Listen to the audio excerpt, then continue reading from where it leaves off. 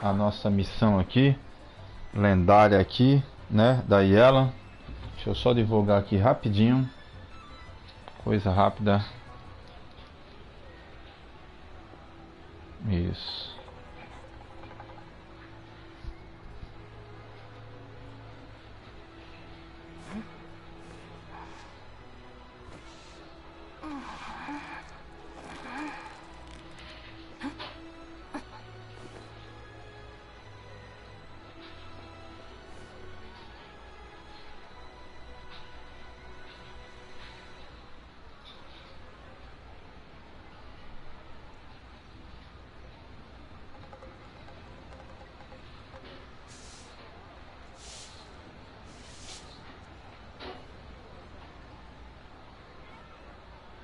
Just let me know if you ever find yourself in a pinch.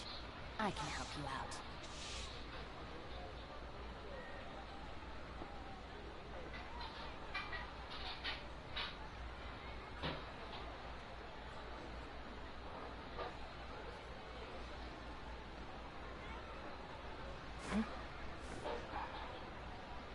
Pronto. Tá divulgado.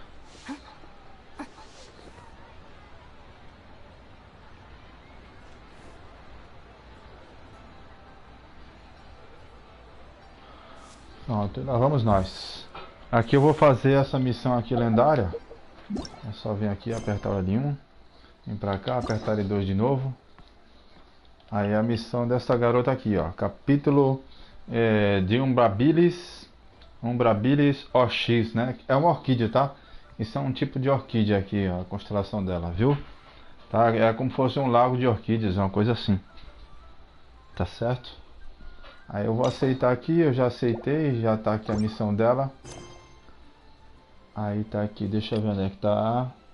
Aqui. Cadê? Aqui. Deixa eu ver, cadê? Não, esse ali é o do... Cadê esse aqui? Essa eu passei e não vi. Aqui, achei. Achei essa aqui. Vou botar aqui mais separado. Aqui é muito mais fácil de achar, tá vendo? Pronto, eu vou fazer aqui a missão lendária da Yelan. Não tem? Que é o capítulo de Umbrabilis OX Ato 1. Não tem? Aposta calculada. Seleção dos Qixing. Aqui vai ter a seleção dos Qixing, né? Que o tal do tio Tian, ele vai ter que deixar o cargo por motivo de doença.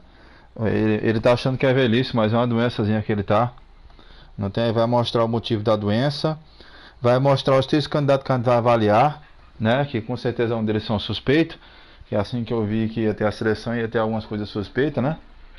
Aí ela vai investigar e ela vai dizer que se nenhum dos candidatos for favorável, ela queria pegar o cargo. Mas ela é só de brincadeira porque ela gosta muito da profissão dela, tá?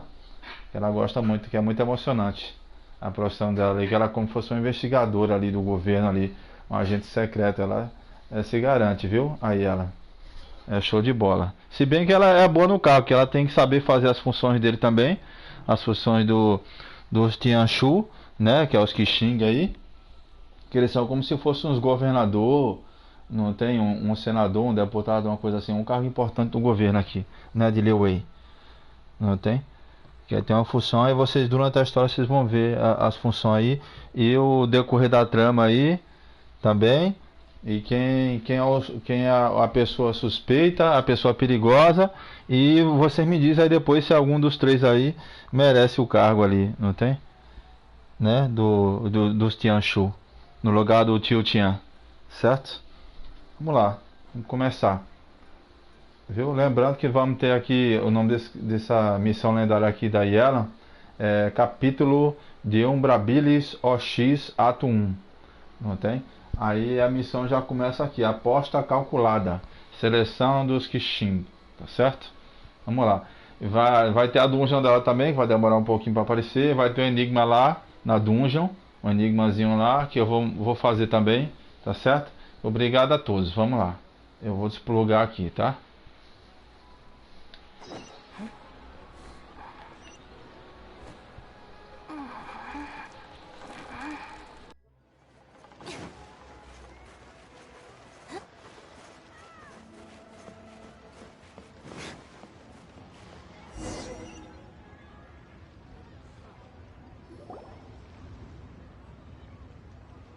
Tian! We're here to chat with you! Oh? What a lovely surprise. Welcome. Qixing, why don't you go downstairs and get the shopkeeper to make us a fresh pot of tea?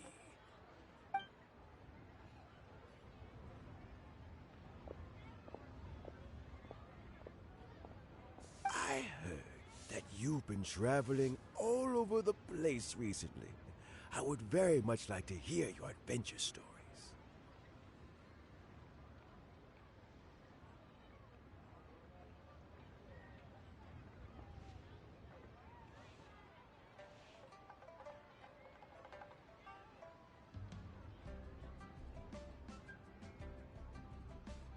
Qixing told you, didn't she?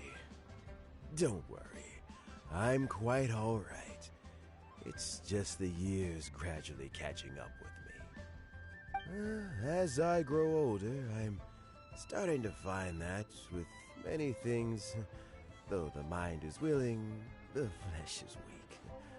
Especially recently, I've noticed a rather drastic drop in my energy levels. I am still very much in good standing as the Tianshu today. Nevertheless, I wish to pass on the position before my mental acuity begins to decline beyond redemption. How difficult is it to transfer the Tianshu position?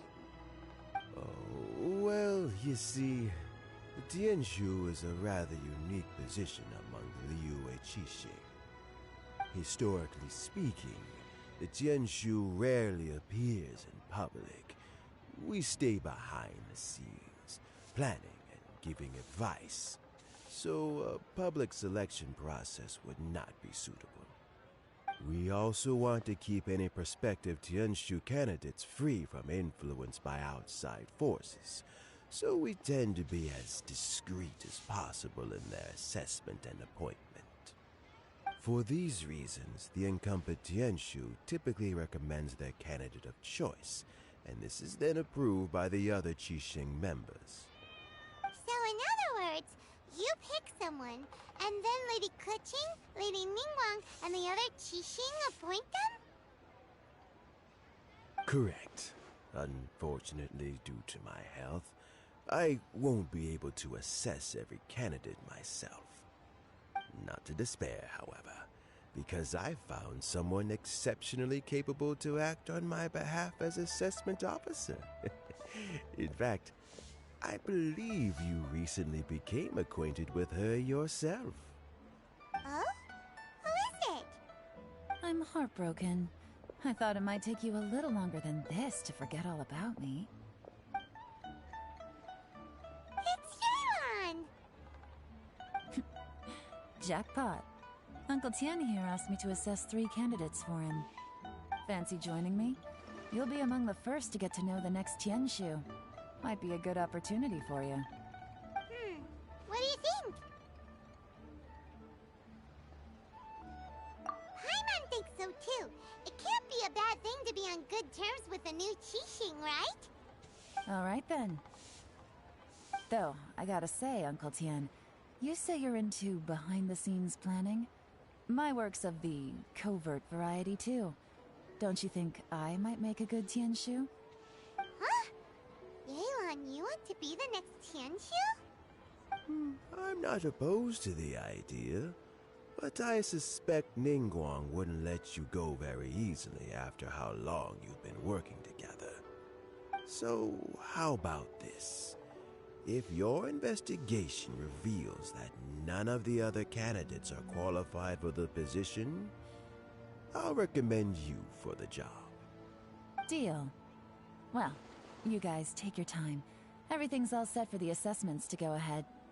Meet me on the first floor when you're ready. Until then, have a pleasant conversation. Oh, and no need to pay for your tea. As the new owner of this fine establishment, this runs on the house.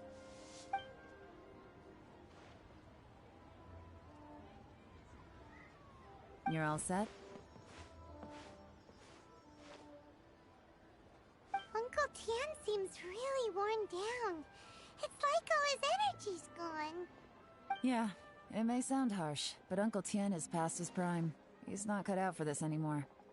So he's recommended 3 candidates. Their names are Qinwei, Mingbo, and Zhi.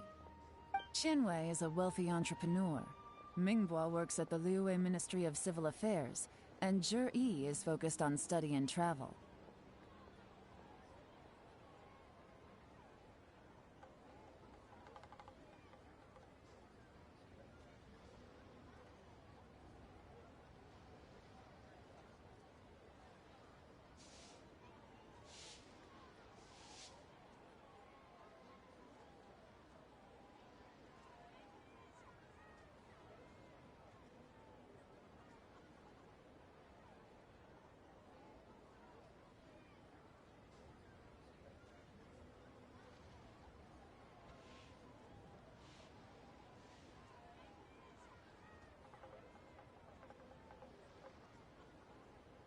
Try to keep all that in mind.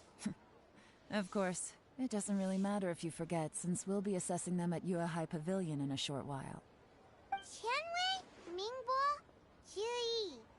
Paimon should be able to remember their names, but what does the assessment involve exactly? Let's leave that until we get to Yuehai Pavilion. Alright. Heads in the game, people. The stakes don't get much higher than a change in the Qixing. We can't afford to miss anything, no matter how small. Got it. We'll keep our eyes wide open.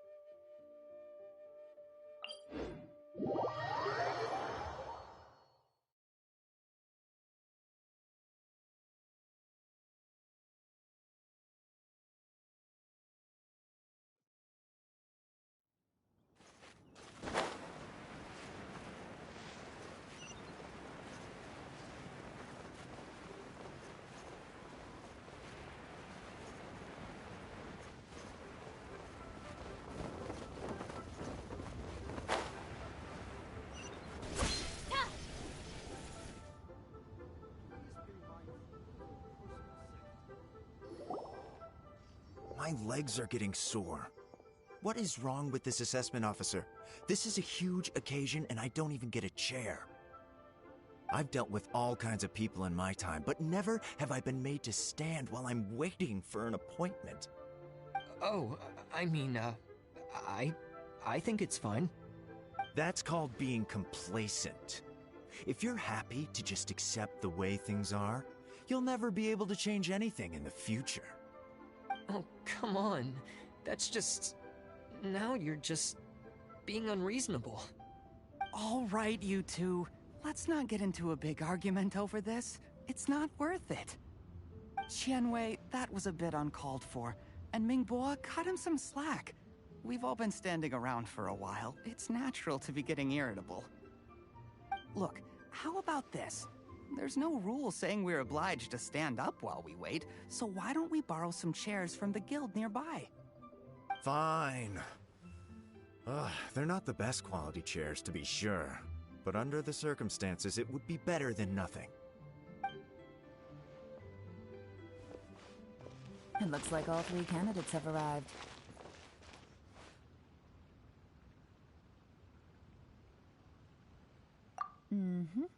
We'll meet them formally soon. Before that, let me run you through the assessment process. I've split it into 2 stages: current affairs and planning, and face-to-face interview. In the first stage, candidates are required to submit a manifesto for Liyue's development. In the second stage, we will ask them some questions in person. Writing a manifesto takes time, so I informed them of this requirement in advance. These are the reports they submitted. Wow. One of them is really thick. It's also worth mentioning a stipulation I gave them. Whoever is appointed as the new Tianshu will be expected to implement their plan as put forward in their manifesto. Failing the occurrence of some cataclysmic event, They will not be permitted to change their plan. Therefore, these 3 piles of documents in front of us represent where each candidate stands on key policy issues. There's still some time. Have a skim through, get a first impression of what each person's proposing. I'll be waiting off to the side. Just let me know when you're done.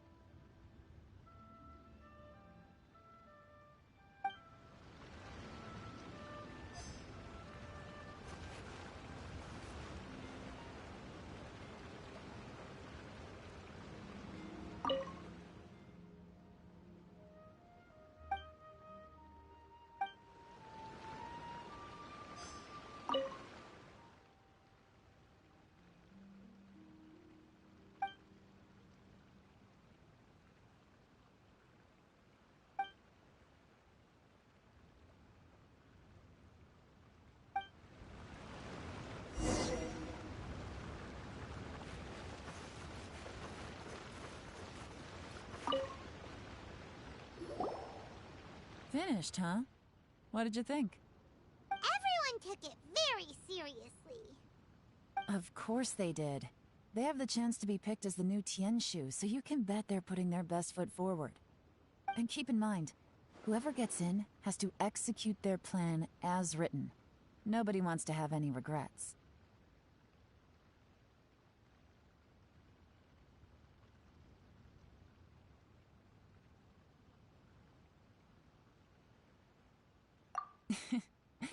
That's for me to know and you to find out. We can talk more after the interviews. We'll see the candidates now. Let's do one at a time. Start with Chenwei. Yes, ma'am.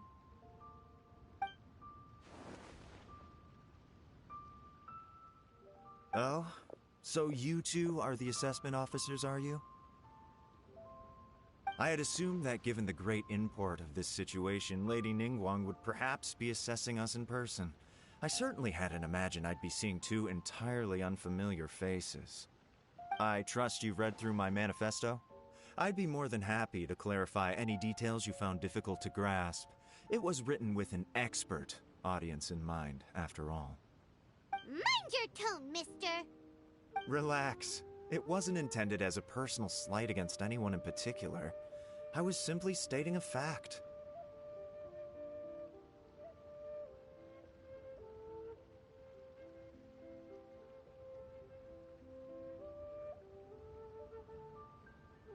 Cloud Retainer? You know this Adeptus? Oh, yes, I remember now. You must be the traveler that people are constantly talking about. With your sterling reputation, you must have a respectable level of erudition. Perhaps you will be able to understand the concepts I have put forward. Yeah, although I shouldn't get my hopes up. Oh, is it my turn? Yes. Please, introduce yourself. I'm, Mingbo. I work in the Ministry of Civil Affairs. I've worked there for, 9 years, 5 months, and 3 days. In that time, I've handled, 2,347 cases. I have 12 active cases at the moment. They should be concluded in, 16 days? My current work is related to urban planning, and I'm also responsible for, auditing the accounts. To be more precise, there are 3 parts to the accounts, namely... Is it just Paimon, or is he not very good at public speaking? You know what? Let's leave the self-introduction there and move on to some questions. Oh, okay. Sorry.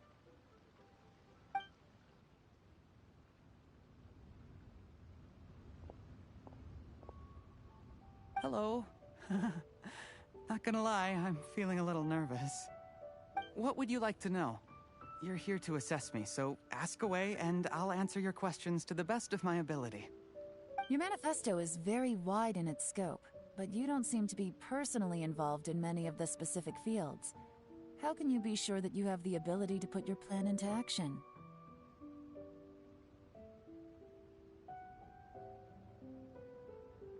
Very fair question. I completely understand where you're coming from. But I'm confident in my plan. I've visited many different places, talked to lots of people with far more expertise than myself, and my manifesto is the conclusion of these efforts. Of course, two different problems can be interconnected in very complicated ways, and you might reach two very contradictory conclusions depending on which one you're focusing on. What I've tried to do is strike a balance. In other words, present an optimal solution to all the problems as a whole. How do you plan to determine whether you are right or wrong about your proposed solution being the optimal one? A great question. Well, I'd start by having my colleagues and the secretaries of the Yuehai Pavilion evaluate any proposals before implementation. Post-implementation, it would all come down to the results. If it turned out that my judgment was to blame for poor results, I would take responsibility. Nice answer. All right, next question. He seems like a great guy. Everything he said was thoughtful and logical, and he was just a pleasure to listen to.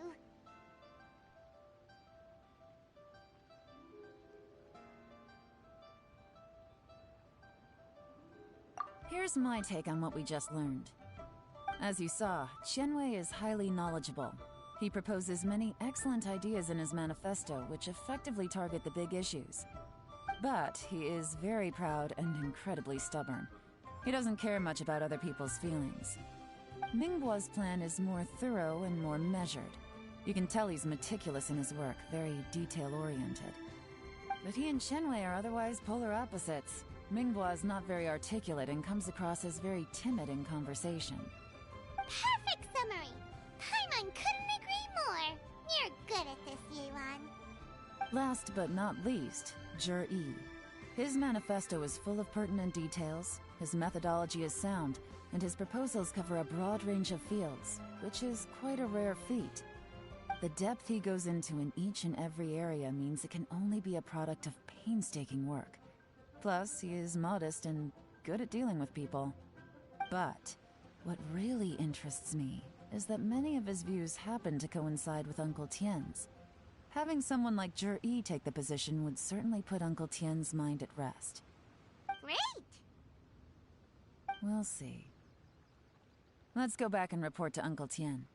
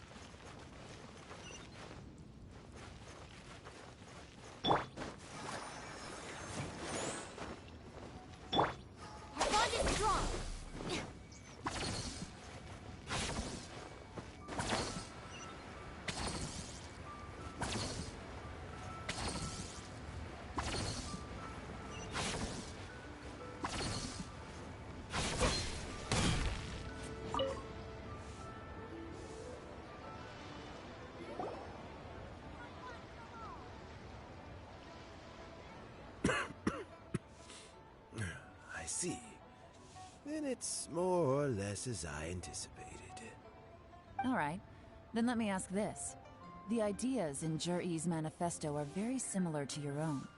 Is there any particular reason behind this? Oh. I didn't want to say anything when I gave you the list of candidates, for fear of affecting your judgment. But I can tell you now. Those 3 candidates have all studied under me in the past.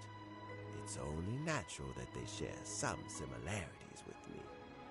But Qianwei went on to focus on his business, and Mingbo has always been occupied with his work at the Ministry of Civil Affairs. Of all of them, Juri was with me for the longest duration. Whoa! So how did you get to know them all, Uncle Tian? Qianwei was referred to me by an old friend. Mingguo came to my attention in the course of my work. As for Juri, that was pure happenstance. We first met while fishing. Gradually, as we got to know each other, we started discussing all sorts of topics. Juri came from a poor family, and his parents died when he was very young. But he was a gifted student and a fast learner. He reminded me of a younger version of myself. So I started out giving him a few words of advice when we were out fishing and noticed how quickly he caught on.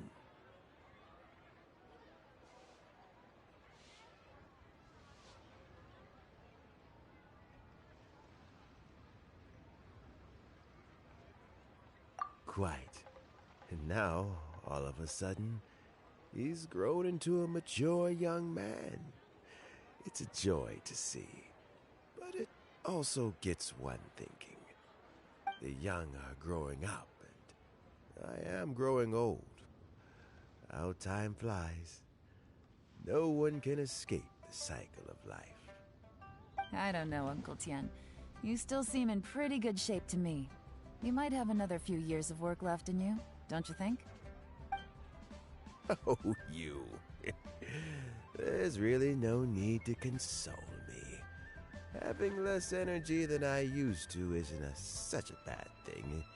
It just means I finally have a good reason to retire and spend my days doing what old men like me should be doing. Going fishing whenever I feel like it.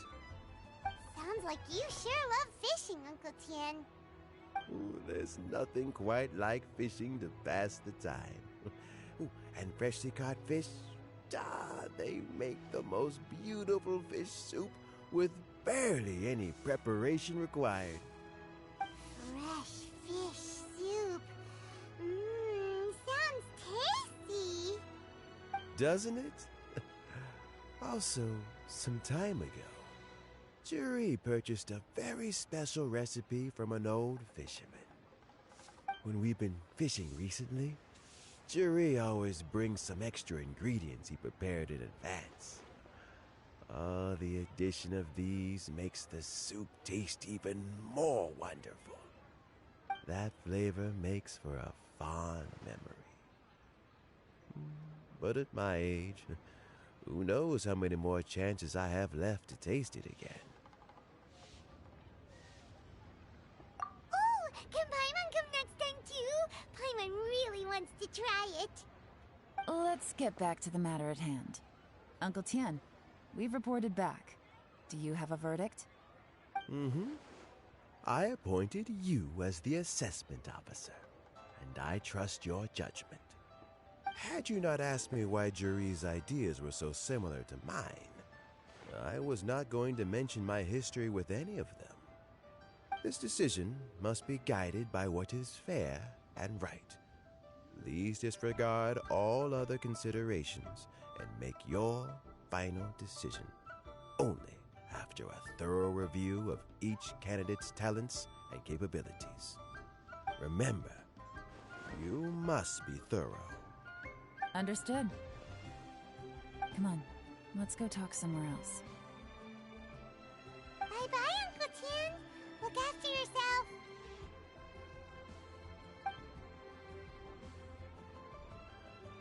So, it's gonna be Juri, right?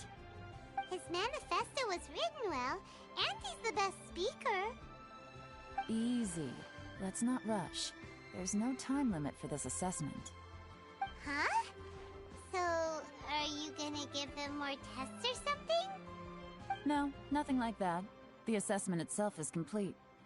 But let me give you a word of advice. Things are not always as they appear. The biggest no-no in intelligence work is to only get information from the person of interest themselves. The truth is almost always hidden beneath many layers of deception. You have to get information through many different channels. For example, Wenyuan, Shanghua. Yes? Lady Yelan, what are your orders? Ugh! Who are they? Where did they come from? Did they scare you? These two are Wenyuan and Shanghua. They work for me. As my trusted assistants, they are always standing guard nearby. They also perform various assignments as required. Shanghua is a business expert who gets his information by trading. Wenyuan relies on word of mouth. And there's also Upei, who's not here right now. That meathead must have been out there on sea surveillance for some time now. Is he all right? I seem to remember that he can't swim. Nothing can take that guy down. Certainly not a little wind and waves. Shanghua, visit all the commerce guilds and look into Qianwei's background. Wenyuan, go to the Ministry of Civil Affairs and look through Mingbo's work files. Yes, ma'am. So what about Juri? Juri, well, obviously as the most promising candidate, we will be investigating him ourselves. Let's go to the docks first. Lots of people passing through there. You can find out all kinds of things. If we're looking for information, why don't we try talking to Bulai, the owner of Wanyu Boutique? He does business at the North Wharf. Maybe he has some news for us. That's actually not a bad idea. Let's go and ask him.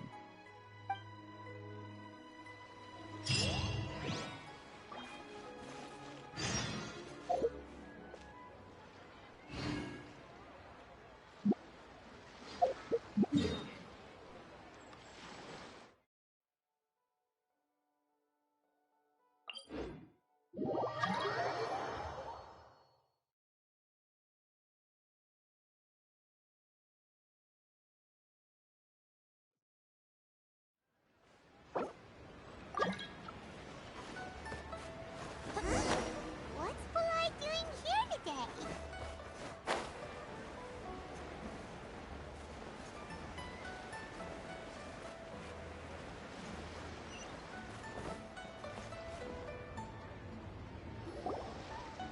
Look, your asking price for this batch is just too high. I can't buy in at this price. How am I supposed to turn a profit? Come on, hear me out. I'm telling you, this is the single best batch of Sunsetias ever. You won't find anyone who disputes that. I accidentally dropped one into a well, and even the water turned sweet. Even so... All right. I'll let you in on a little secret. The boss of Second Life also wants to buy from me, but I haven't responded yet. If you won't take him, I'll just have to partner with them instead, and neither of us wants that. Okay, well, when you put it that way, I'll accept your asking price. I'll take all your stock. Don't sell a single one to Second Life.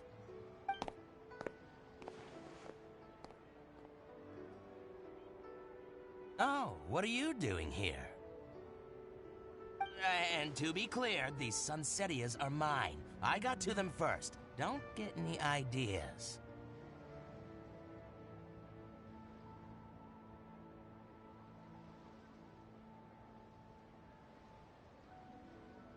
Actually, we want to ask you about a guy called Juri. Have you heard of him before? Juri? Yes, he's quite well known. I've heard a story about him. They say he was born into poverty. His parents died when he was young, and he was treated cruelly by the local community. One of his neighbors was terribly rude to him all the time, but Juri never retaliated. And when his neighbor went bankrupt, he even helped support the family. He returned cruelty with kindness, injustice with peace offerings. A gentleman of talent and character, and... oh, how did I not notice him sooner? In fact, maybe I'm not too late. If I could hire him to be the brand ambassador for Wanyu Boutique. Oh, he sounds like a decent man. We can finally breathe a sigh of relief. Why are you asking about him anyway?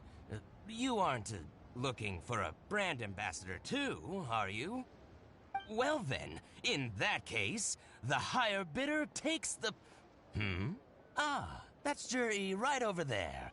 Why don't we go and talk to him? Where? Where? It's him, all right. Looks like he's chatting with Yelan. Come on, let's follow them and listen in. Try not to let him see you. We want this information to be as truthful as possible.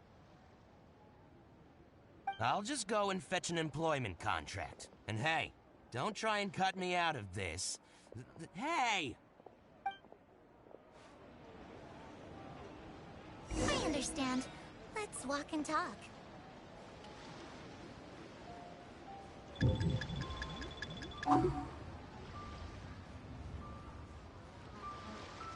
So, you were looking to buy a wineware set? Oh, now I can see that you're a connoisseur, so I won't bother trying to con you. I trust you understand our shop quite well?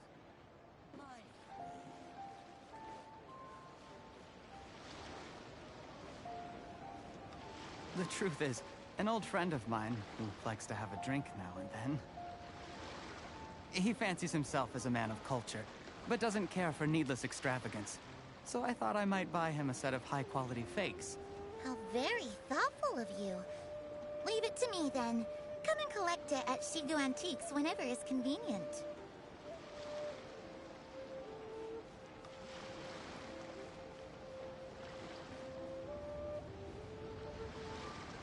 Thank you very much, Miss Yelan. It's my pleasure, Mr. Juri. These days, it's quite rare for someone of your standing to still keep up with their old friends. It's nice to see. I'll be sure to pick out a good set for you. You can count on me.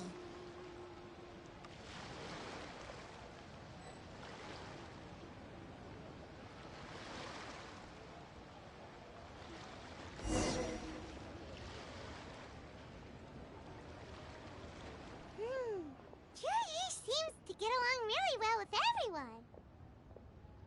Are you satisfied now, Yelan? Seems like everyone thinks Juri's a great guy. We shouldn't jump to conclusions just yet. Let's go check out the wharf where he usually goes fishing. Do we have to? Wait, you're not just trying to dig up some dirt on Juri because you want to be Tianshu yourself, are you? Maybe I am. Maybe I'm not. But hey, if I do become Tianshu, I'll look out for you guys. You'll be able to try all the finest food for free. How does that sound? We will? Well, come on! Off to the South Wharf we go!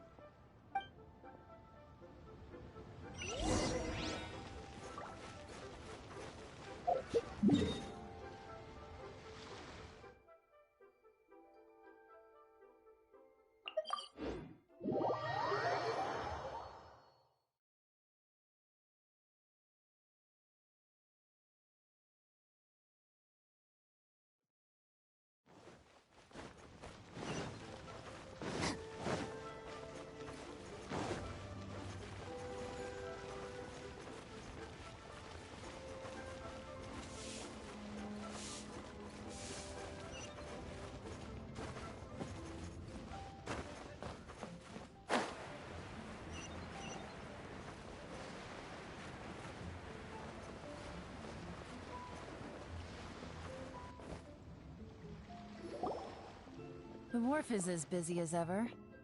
I hear the anglers here sometimes sell their fish to the nearby fishmongers. Let's see what Uncle Soon has to say.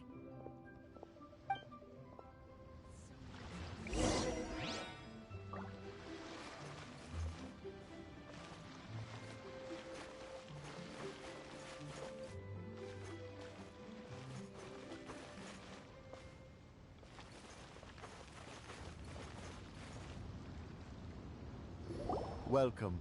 What would you like to buy today?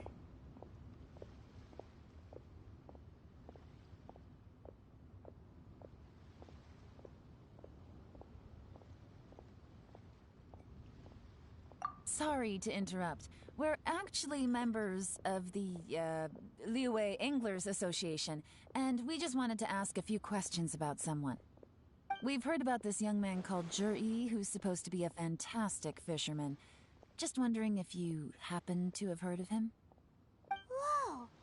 Yelan made up a whole fake identity without batting an eyelid! Ah, yes, Jury. He's been making quite a name for himself recently. I've got some friends who travel all over the place, and they tell me everywhere they go they meet someone who's heard of him. Apparently, he had a rather tough time growing up. Had to work several jobs alongside his studies to make ends meet.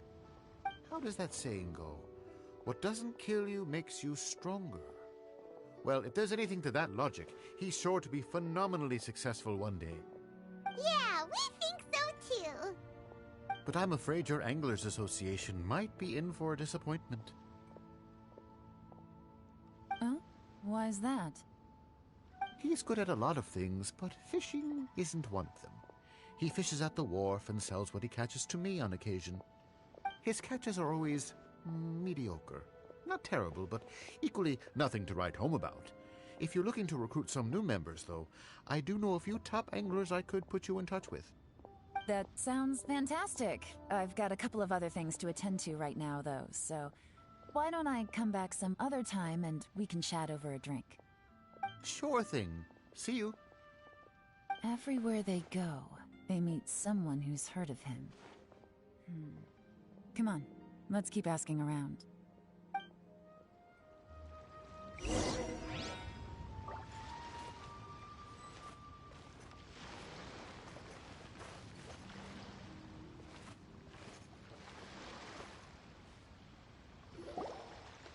Here to buy some fish? It's 300 for one or 3 for 1,000. You better hurry. When they're gone, they're gone.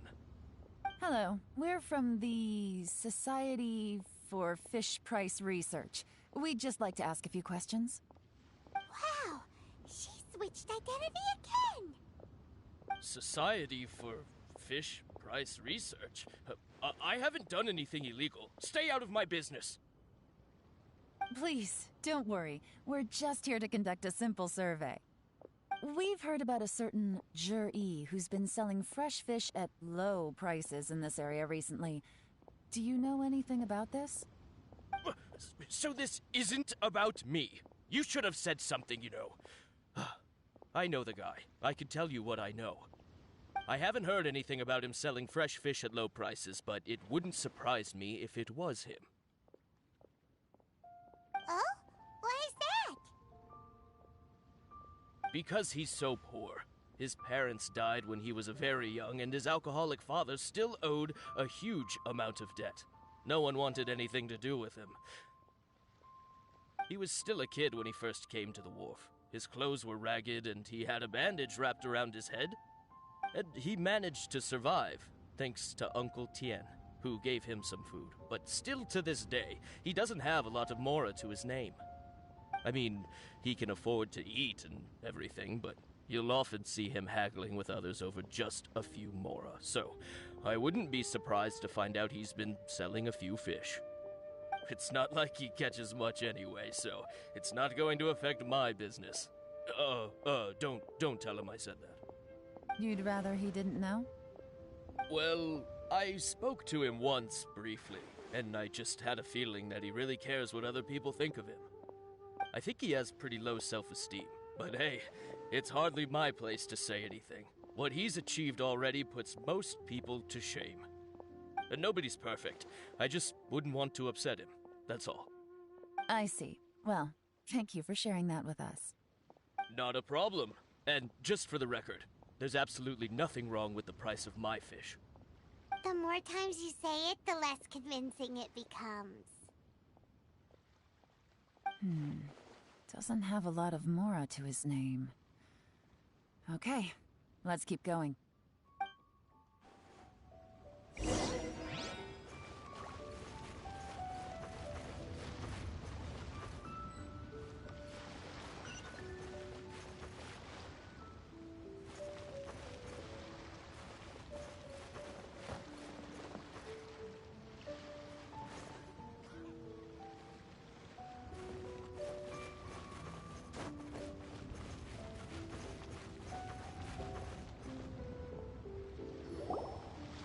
Hey, it's you guys! Wait, what's the phrase? Oh yeah, honored to meet you. What brings you to me? The truth is, we are but newcomers to this territory. We heard tell of a great martial artist, Master Dugu, who knows everything there is to know. Hence, we sought you out to ask for your guidance. Really? People said I know everything there is to know? But of course. We also heard that Master Dugu is a kind and virtuous swordsman who never turns away anyone who comes with questions. Great! So what do you wish to know? Nothing happens on this street that I don't know about. Now she's lying to a kid.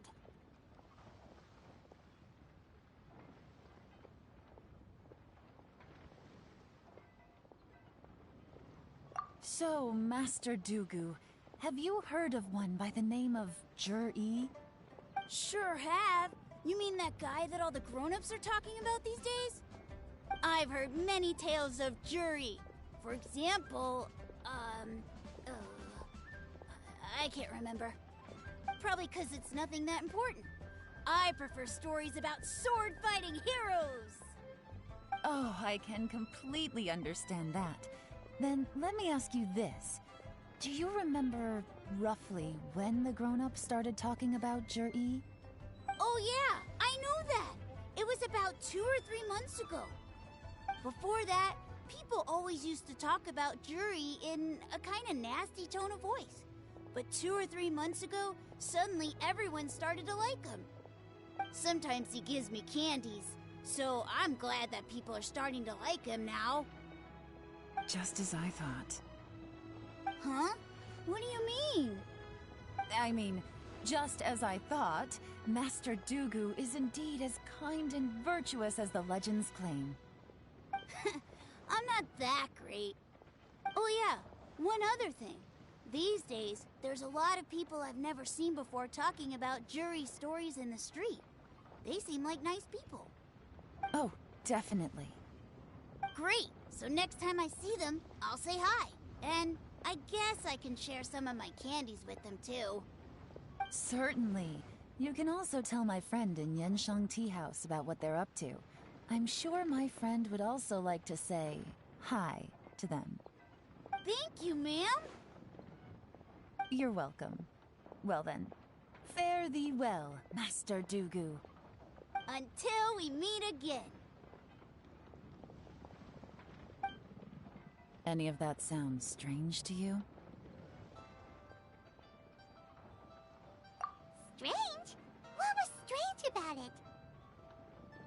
Juri seems to have a great reputation. Uncle Soon and Uncle Gao spoke highly of him, and Dugu Shuo seems to like him too. True, but the issue is, where did his sudden celebrity come from? It almost seems too good to be true. Sudden? Too good to be true?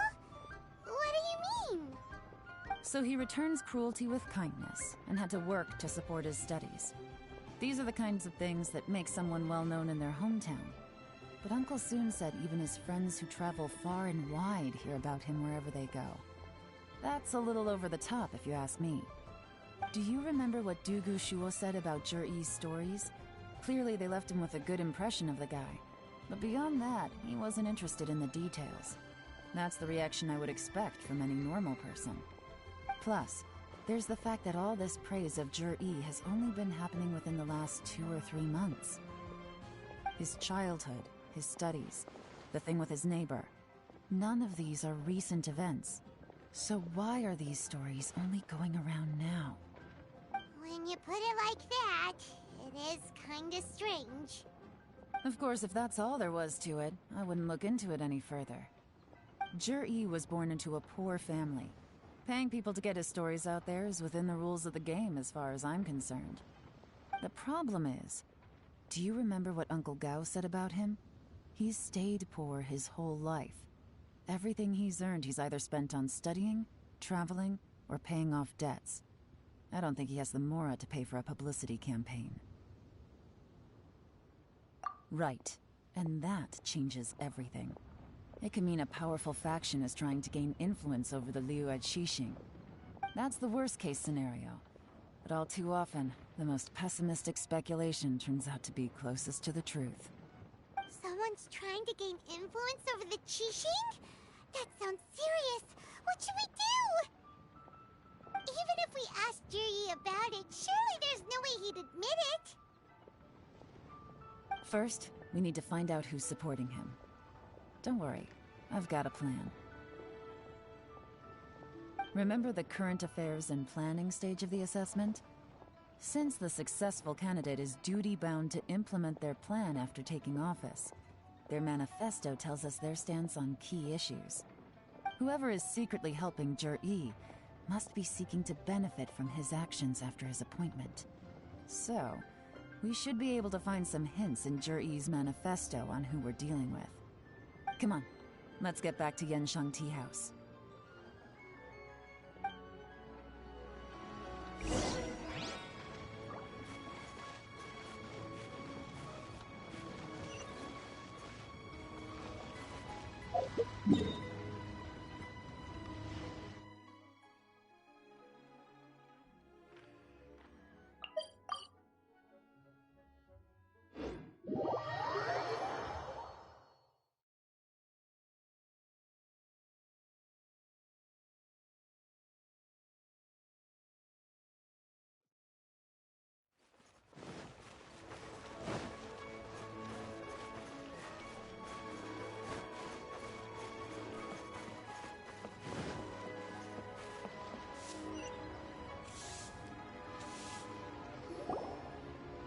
Jir-E's manifesto covers a huge range of topics. Looking for details that don't add up will be like trying to find a needle in a haystack.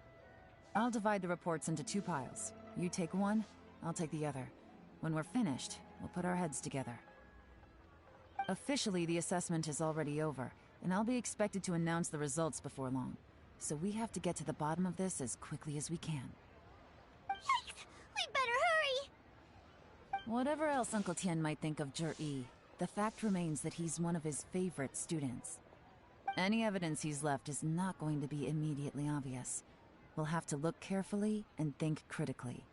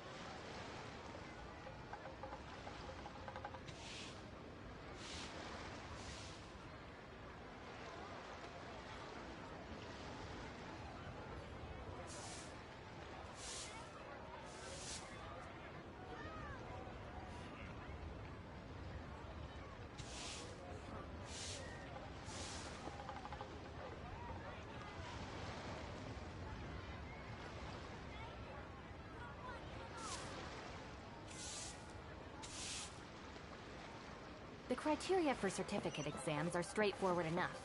What it really comes down to is whether you are willing to put in the time.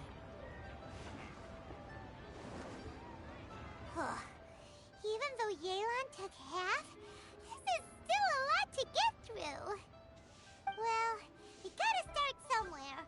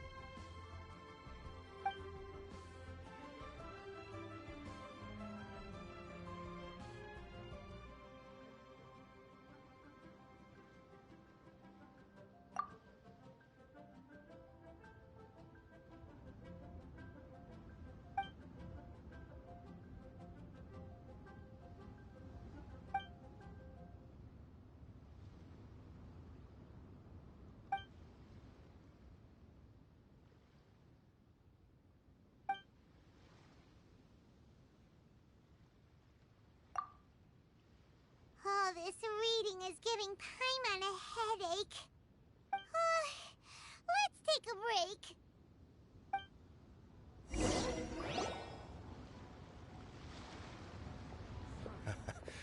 Looks like I'm the first one back, as usual. Oh, hey! It's one of Yelan's little helpers, Shanghua! If you're back, that means you finished investigating Tianwei, right? You betcha. I visited all the commerce guilds and gathered a wealth of information. Every time they asked me to leave, but I always had another trick up my sleeve. Don't drag this out. Just tell us your findings. Yes, Lady Yelan. To summarize my findings, most people who've had interactions with Tianwei will start out complaining about how proud and arrogant he is, but then go on to give a generally positive appraisal of him. The young master of the Feiyun Commerce Guild said that Tianwei appears arrogant, but he's very scrupulous in the way he works. Once he signs a contract with somebody, he treats them fairly regardless of their background. Who'd have thought? Is it possible that his reputation is fake? Is there any way you can check the accounts of the businesses under his name? In theory, that should be very difficult. But here's the thing. I asked around and found out that almost all of Tianwei's accounts are open to the public. Where he buys from and sells to should be confidential business information, but he doesn't seem interested in protecting it at all. Tianwei often sees business opportunities that others don't, but once he's made enough mora off of it, it's like he gets sick of it and releases all of his trade secrets. It's like he wants people to know that they still can't beat him, even if he shares all of his secrets. The fact that someone like that can still make mora is pretty infuriating when you think about it. What a strange guy. It's like he's not doing business to make mora, but instead... to validate his theories. No wonder his manifesto contains so many insights. It's all the result of his first-hand experimentation. I'm back! Huh? How come you're here? Why do you think?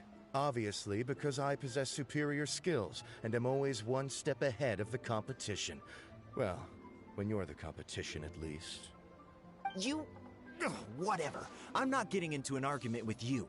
If I hadn't had something else to take care of on the way, I would have been back long before you. Lady Yelan, I have finished investigating Mingbua. Well, we're all ears. The Ministry of Civil Affairs says that Mingbua struggles to get his words out when he gets nervous, especially when he's chatting with strangers. But after a few days of getting to know him, you can pretty much have a normal conversation with him. On the whole, the feedback from the Ministry of Civil Affairs was very positive. He always considers the things that everyone else overlooks. In your opinion, was the Ministry of Civil Affairs' appraisal of Mingbua at all exaggerated? I don't believe so. Mingbua is someone who has slowly but surely earned the reputation he has today. According to Miss Yu, The Ministry often gets Mingbo to take a final look at projects before they're implemented. People feel much more confident in something if it has his stamp of approval. Oh, and also, there was once someone in the Ministry who was lying and cheating to try to advance their career. Mingbo gave them the scolding of a lifetime. Apparently, he can be terrifying when he loses his temper. I haven't seen it for myself, though. Whoa, that's hard to imagine. Like I said before, things are not always as they appear. Ah, so that's what you meant by that. I'm starting to get it now. Thank you both. You're free to go now.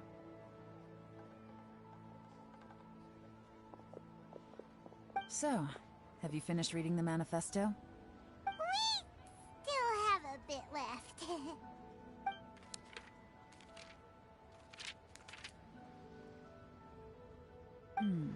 I can't see any immediate problems looking at the individual entries. The only one that strikes me as a little unusual is the Qixing Pool redevelopment plan.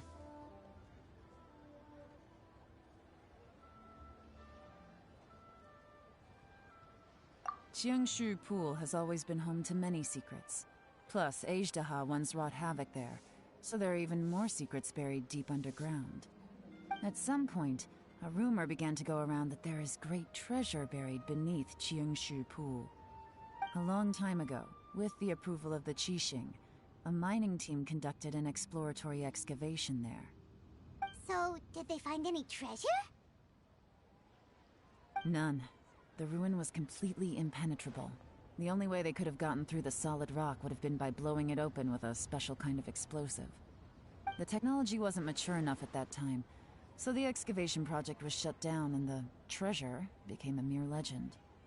Zhi-Yi's manifesto focuses on solving problems, and this treasure hunt seems extremely risky. It seems out of step with the rest of his plans. Still, this one fact alone doesn't tell us much. Everyone wants to get their hands on this treasure.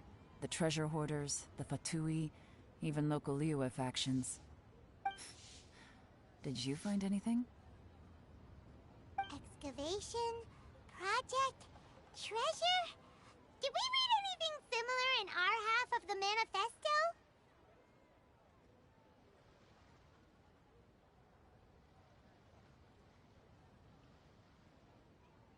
Oh yeah!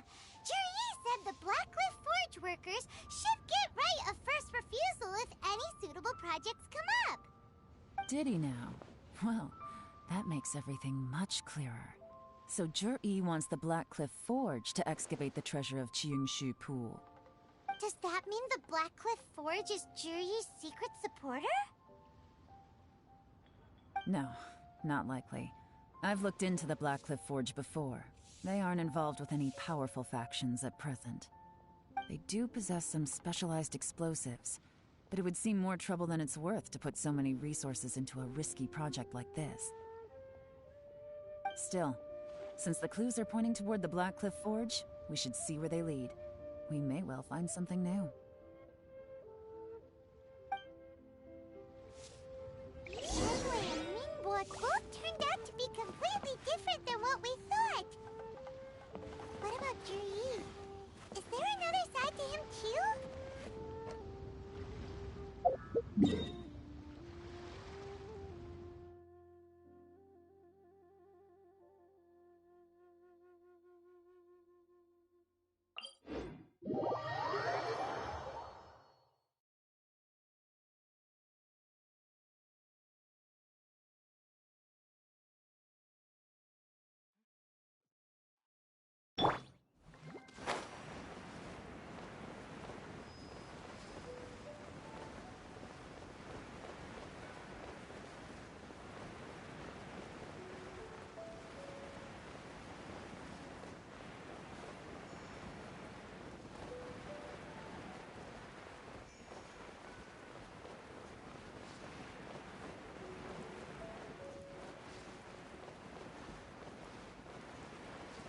Don't stay out in the rain for too long. You'll catch a cold.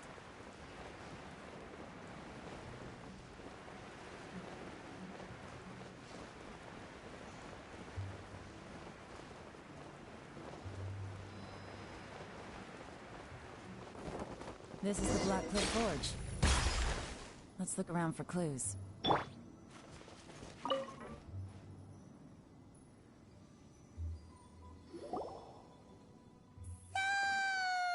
Anything strange been going on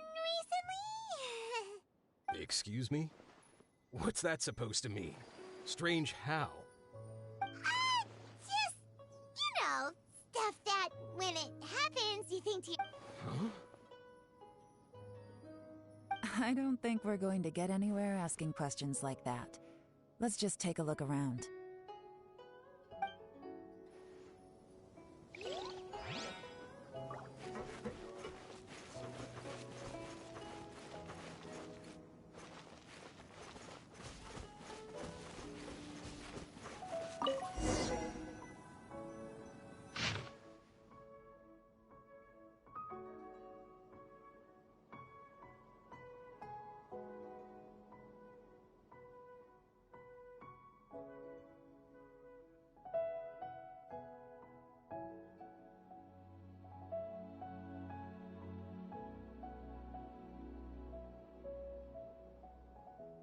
What's this?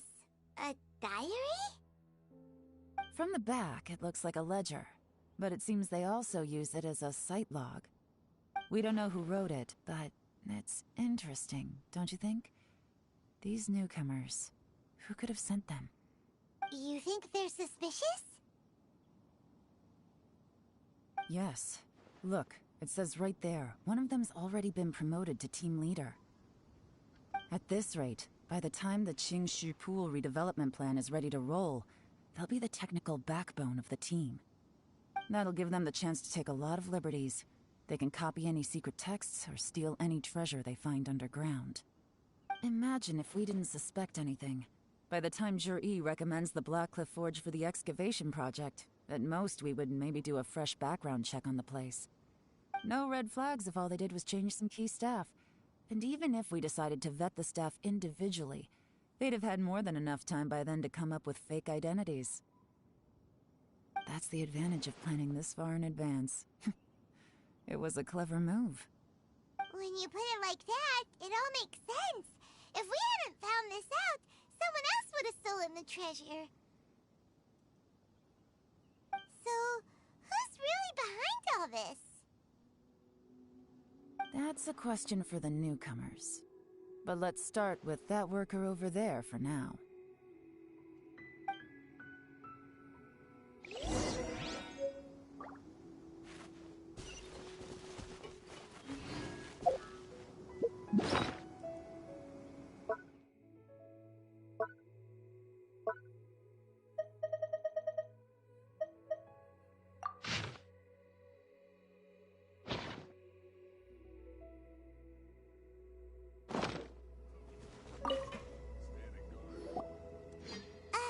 Excuse us.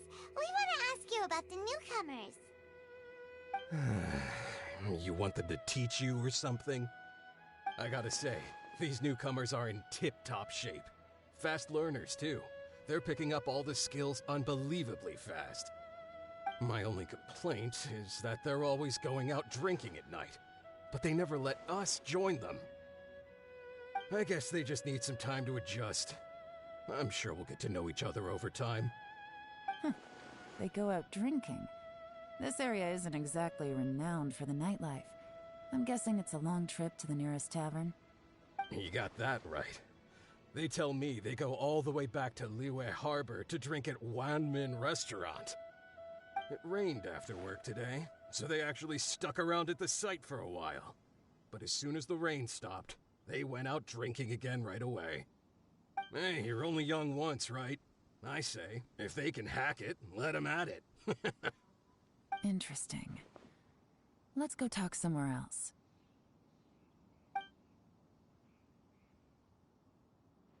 Looks like our hunch was on the Mora. These newcomers are very suspicious.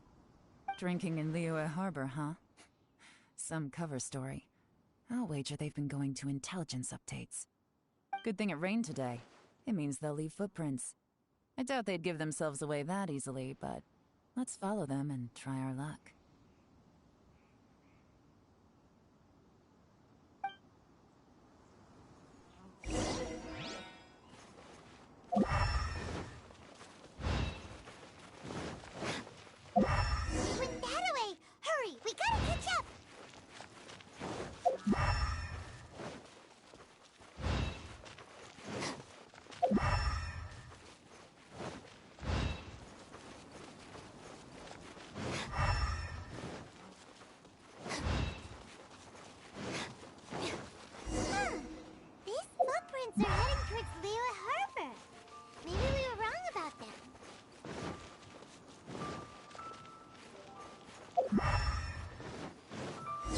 thought.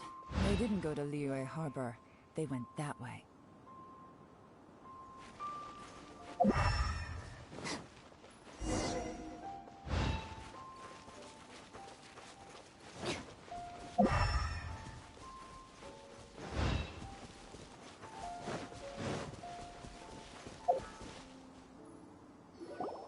The footprints stop here. But, judging from the direction, I'm guessing their destination was that abandoned house.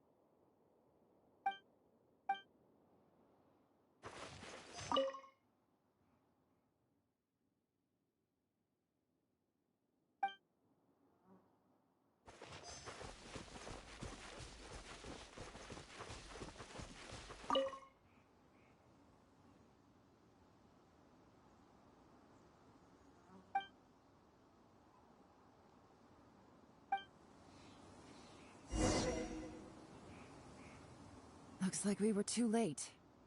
This has gotta be where the newcomers rendezvous with whoever they're working for. But all the evidence has been destroyed. Look at these ashes. Someone was burning documents not long before we arrived. Could there be anything left? Maybe the wind could have blown the fire out before everything was finished burning. The odds of that are very slim. It's practically impossible. I've checked. All the paper's been burned. There's only ash left now. Why don't we wait for them back at the Black Cliff Forge? They've got to go back there sooner or later. We can't count on that. Clearly they were based here at one point, but it's mysteriously abandoned now. To me, that says that whoever's behind this has moved them somewhere else, to throw our investigation off course. Darn! Guess this is where our trail runs cold. Make no mistake, the purpose of our trip wasn't to find any solid evidence. We just need to figure out who's behind Jur-E. I smelled something peculiar the moment I came in. Those newcomers probably thought they'd be safe as long as they burned the letters. But what they failed to consider is that paper and ink from different regions produce different odors when they're burned. Really?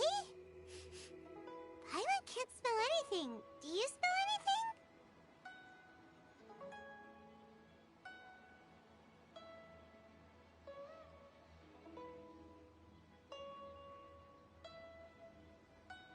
There is a certain place with a freezing cold climate where there's nothing but ice as far as the eye can see. Some wealthy people there put floral fragrance in their ink as a way of injecting a little romance into their writing. When that fragrant ink is burned, this is the exact odor that it leaves behind. Exactly. The evidence will soon be blown away by the wind, so it's nothing we can arrest anyone with. But it's all I need. Now I know who we're dealing with.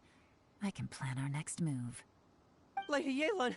Oh, thank goodness I finally found you. I thought I'd never see you again. Who are you? Don't be alarmed. This is Upei. He's Wenyuan and Shanghua's colleague. I sent him to look into Jur-E's regular contacts.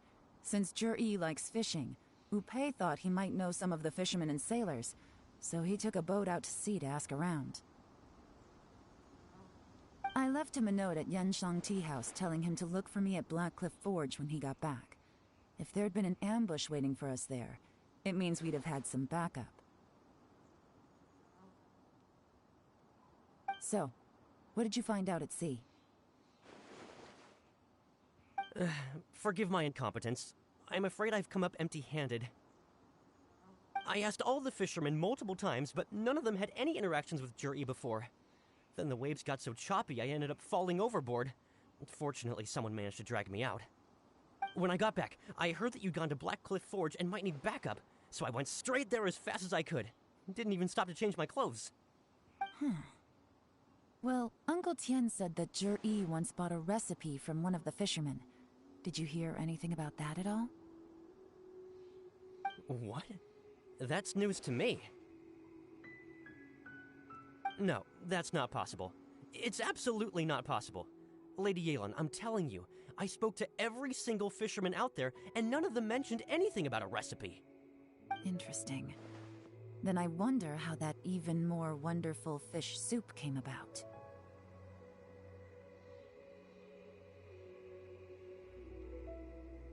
Fish soup? What fish soup? Nothing. Our priority right now is to find a way to get our hands on some solid evidence. Well, any suggestions?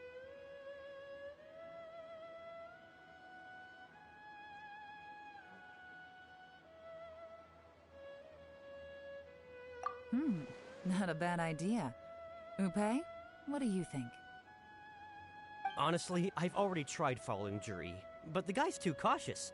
Never meets with anyone suspicious. Okay, so tailing's out. No, we'll still need to tail him. But first, we need to do some groundwork. Groundwork? When you've worked in intelligence for a long time, you'll understand that no one can stay on high alert forever.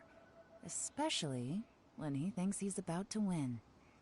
Tomorrow morning, I'll announce his victory at Yuehai Pavilion. Take a guess what you think he'll do next.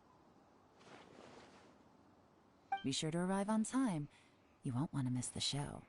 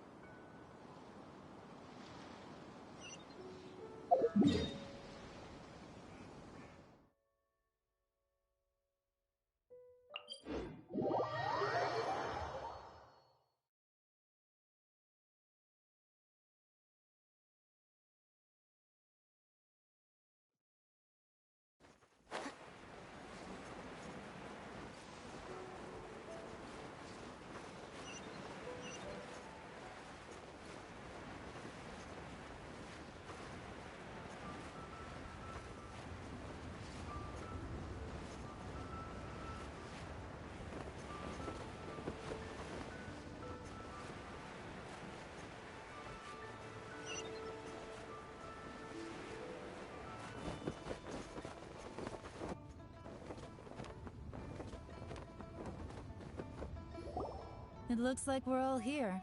Well then, time for me to announce the results of the assessment process.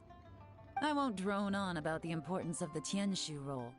Suffice to say that Uncle Tien entrusted me with the monumentally important task of assessing the candidates. And now, it falls to me to give him a satisfactory answer. All of us here know the score. Don't beat around the bush, just get on with it. Qianwei has many pioneering ideas, but some of his plans are lacking in detail, and he easily gets into testy exchanges with other people. Mingbo is reliable, but not quite ambitious enough, and because of his personality, he struggles to win people over. In contrast, Zhi is evenly balanced across the board, and enjoys an excellent reputation in Liyue. After much consideration, I have decided to recommend Zhi to the Liyue Qixing. What? Oh, congratulations. Thank you. Honestly, I'm a little surprised to hear my name being announced. In my estimation, all three of us are worthy candidates for the Tianshu position. As your competitor, I've become keenly aware of your great talents. Would either of you entertain the possibility of working with me in the future and taking on some of my workload? I'll have to see. I'm in a bad mood. This is the last thing I want to be thinking about right now. I don't mind, as long as I can help. Okay, well, that's all from me. Jur-E, you'll have some preparation to do. It won't be long before you're informed of your official appointment. I hope you will work hard and make Uncle Tien proud. I will live up to the Tianshu name. On this, you have my word. I should go. I need to pack my things, and then I think a celebratory meal is in order. Would anyone like to join me? Count me out. I'm not in the mood for a celebration. Jur-E seems pretty relaxed now. This would be a good time to follow him.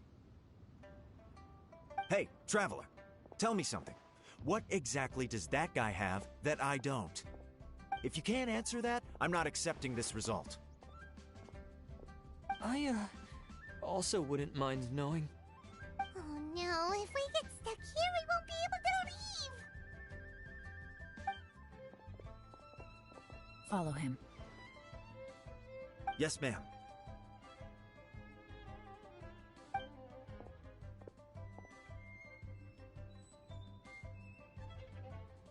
We finally got rid of them. Lady Yelan, Jur-E has gone towards Feiyun Slope. Follow him, quickly. Jur-E really sided with the Fatui? But Uncle Tien thinks so highly of him. Why would he do this? Difficult to say, but everything should become a lot clearer when we find him.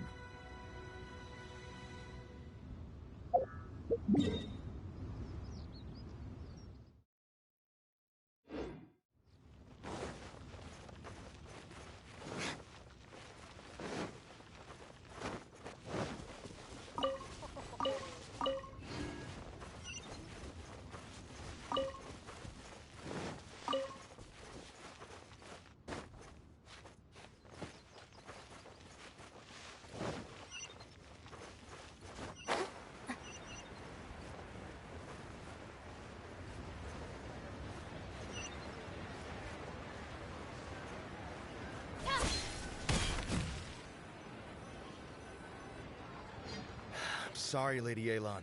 We lost him. He's too good at this. We weren't able to keep following him without being seen. How the heck did he manage to shake Yelan's subordinates? I guess Jur-E didn't let his guard down. Still as vigilant as ever. No, Upe says he's much more relaxed than usual. Maybe it's just how he's wired. Perceptive enough to sense when he's being watched. But how? Don't blame yourselves. Let's not forget he was trained by Uncle Tien himself. Evading detection is not an unusual skill for him to have.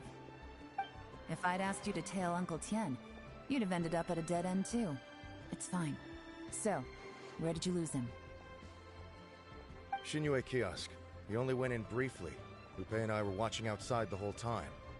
A few moments later, a man dressed in a completely different outfit came out. Upe had a feeling that it was him, but we couldn't get close enough to check without blowing our cover.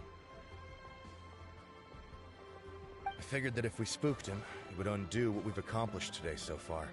Another option would have been to arrest him there and then, but without any evidence, that would have been meaningless. So I stopped Upe, and I stayed here to wait for you while that meathead went to ask around in Xinyue Kiosk. Good work. The fish didn't take the bait, but that's okay. As long as he's still swimming around, we'll find a way to catch him eventually. The key is figuring out what he's trying to achieve. Let's go to Xinyue Kiosk.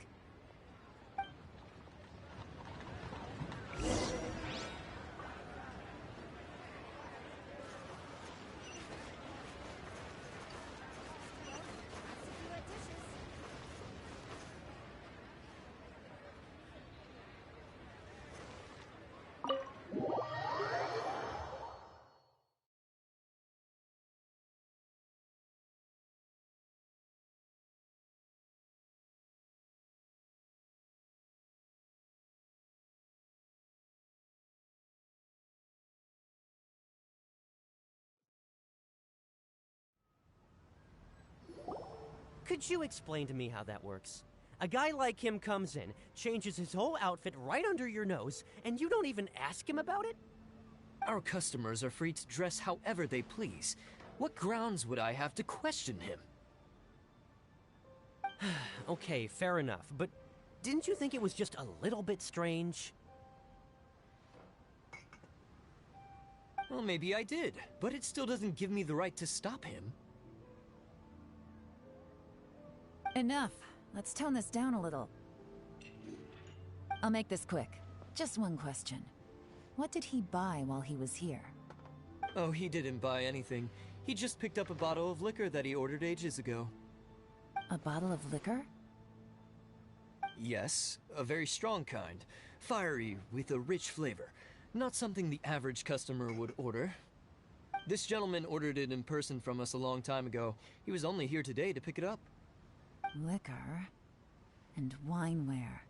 I see. Let's go. Where to? Shigu Antiques.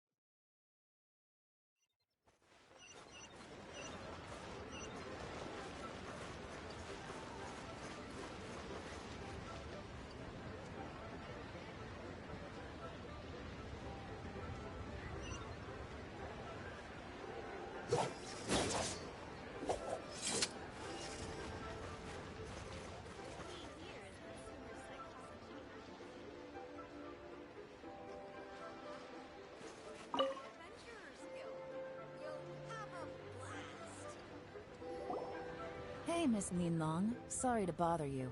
Zhi ordered a wineware set from you not long ago, right? We're friends of his. He's been telling us how impressed he is with the quality, considering how affordable it was. So we just had to come and take a look for ourselves. Sure. Which model are you looking for?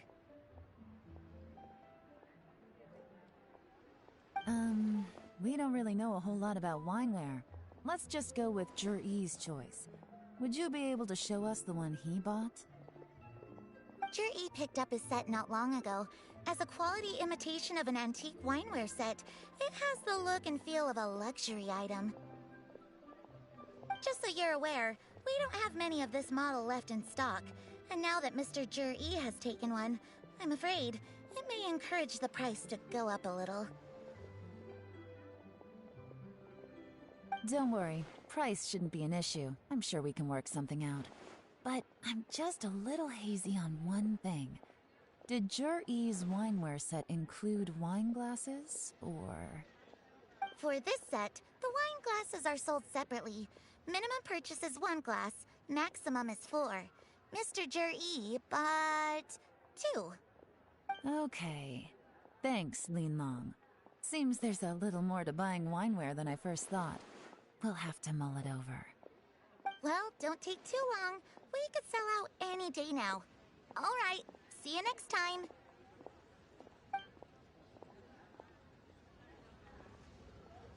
This is turning into a real headache. I'd just like to point out that we have the self-professed Grand Master of Fieldwork here to thank for being wholly incapable of tailing an ordinary civilian without being seen. It's not like you did any better.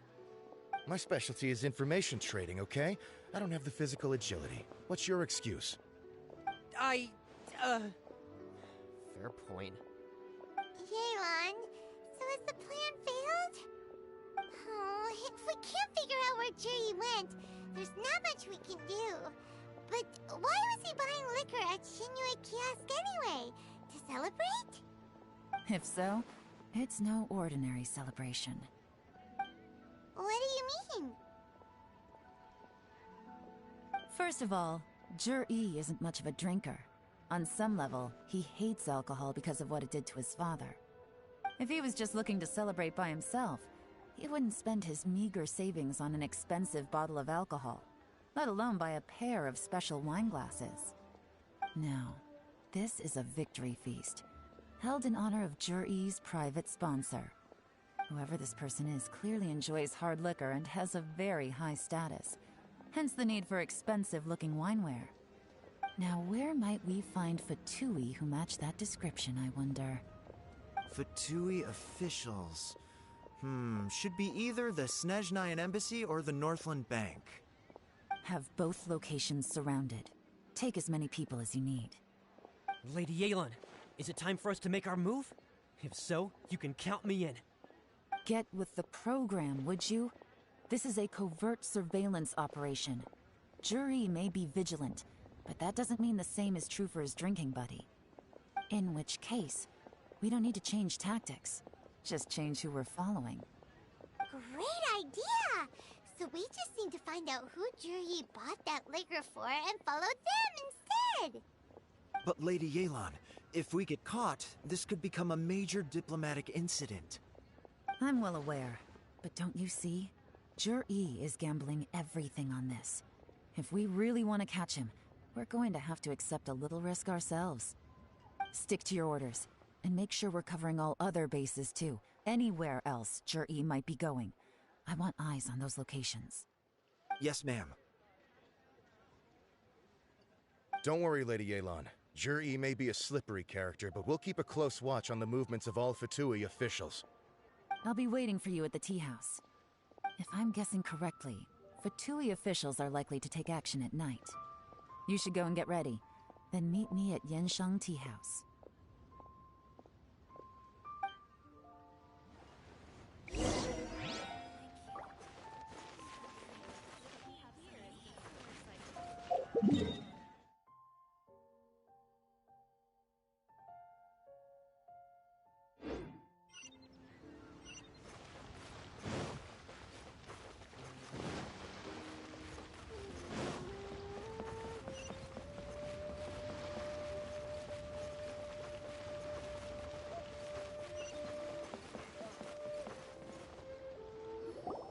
Perfect timing.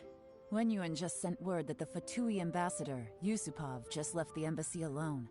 He's heading in the direction of Qingshu Pool. Qingshu Pool?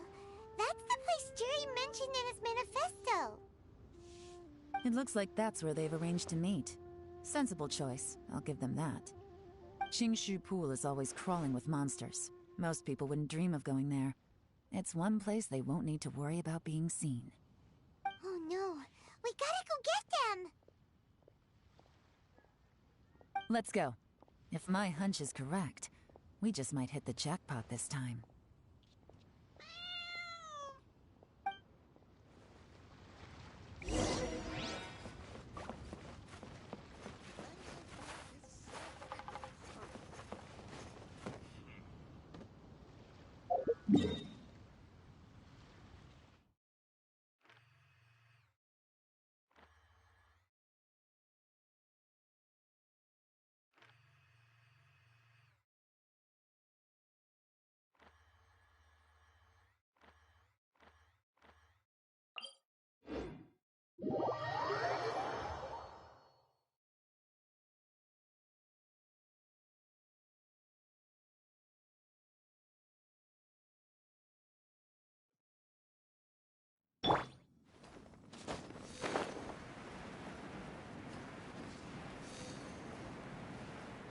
This is Qixing Pool, full of ruins, crawling with monsters. Anyone with any sense steers well clear of this place. I've looked into the place before. There's a workers' entrance somewhere around here. Follow me.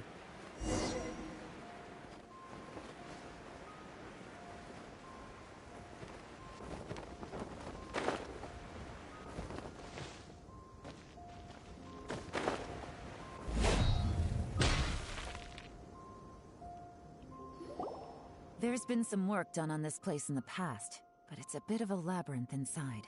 I can't guarantee we'll be safe once we're underground. The workers left an emergency access route. If we can find it, this will be a much easier journey. Still, be ready to fight at any moment. Any resistance needs to be taken out quickly and quietly. We don't want to attract too much attention. Don't worry, we're all professionals here. By the way, Yelan, where are your 3 little helpers at? They have other things to take care of first. We couldn't afford to wait for them, but they'll join us later.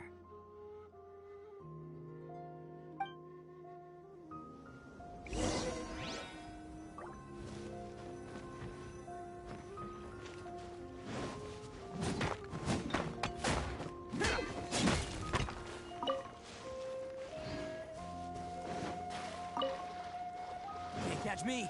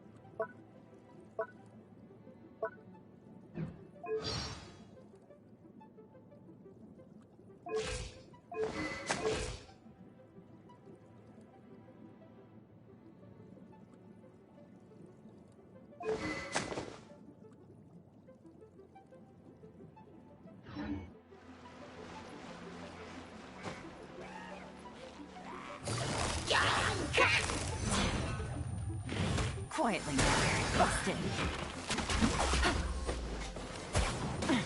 Gutsy.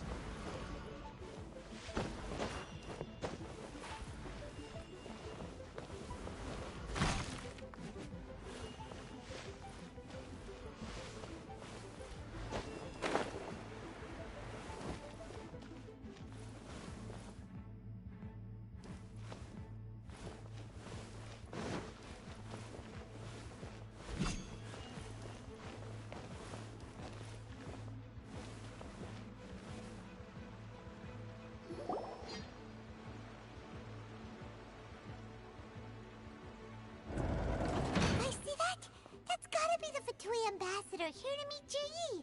Looks like he went through that door. That must be the emergency access route, right? Come on, let's hurry.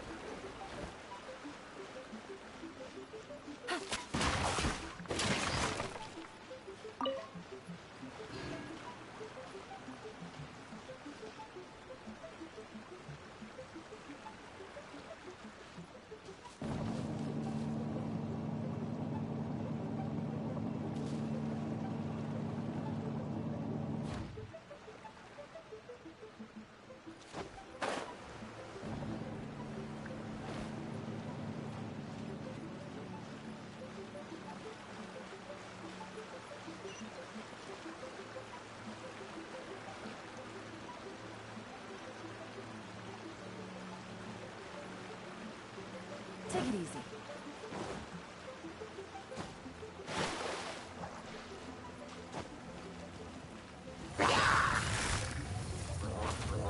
Gotcha.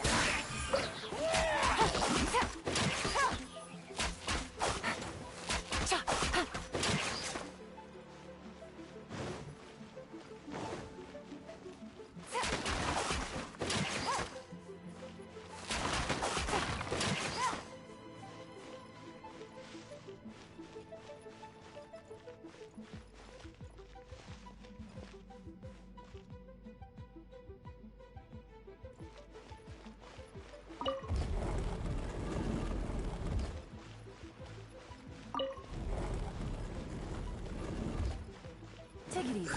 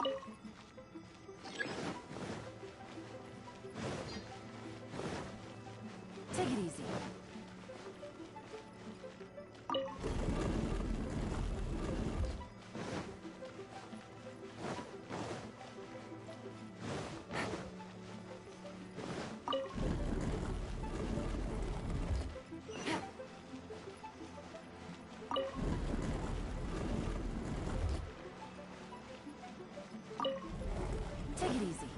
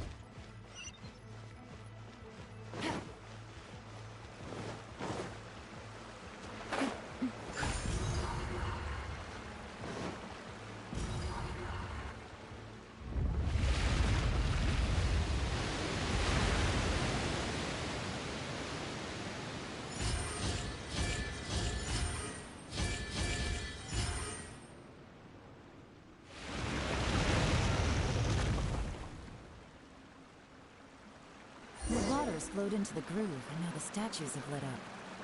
Okay, now we should be able to move the statues.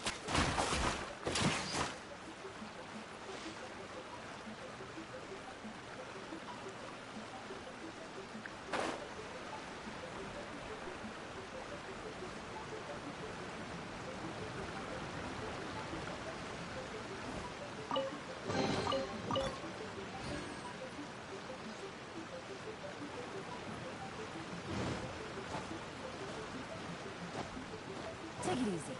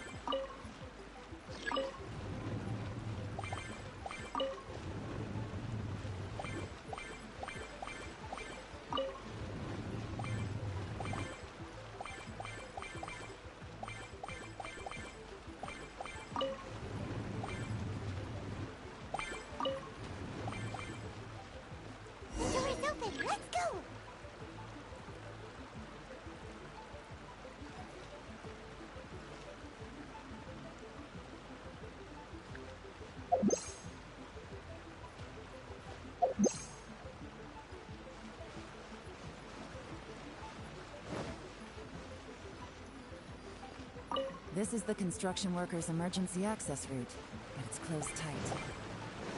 Trying to break through would be risky. Let's see if we can find another way. We should be nearly at the bottom now. Let's wrap this up.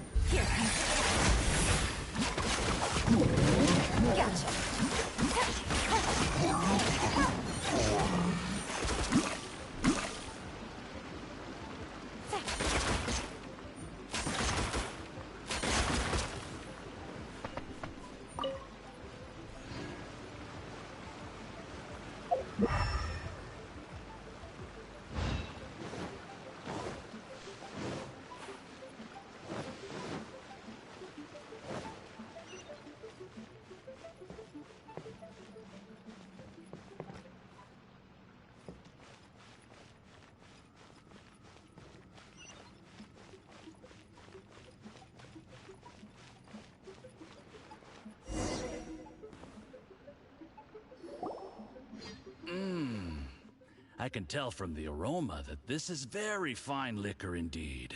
I'm impressed. Come on, bottoms up. After you, of course.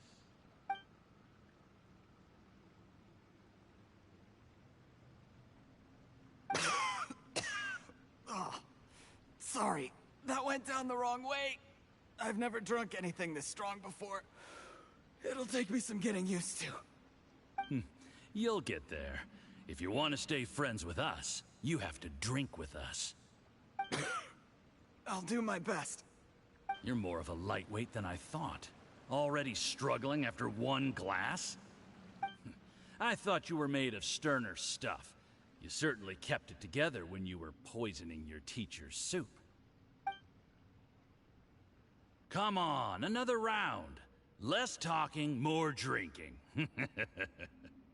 Sure. You didn't leave me much of a choice, though, did you? Just the mention of poisoning sends shivers down my spine. I'm more timid than you realize. Every time I poisoned him, I had to hide away at home for a few days because I was so scared of getting caught. Look, I know it has not been easy for you, my friend. We appreciate all your hard work. But, I have to say, you really are quite a genius at poisoning people. I mean, the poison we brought from Snezhnaya is as strong as this wine, but you found a way to turn it into an imperceptible, slow-acting poison, and came up with the idea of delivering it through fish soup. What was it you said? Oh, yeah.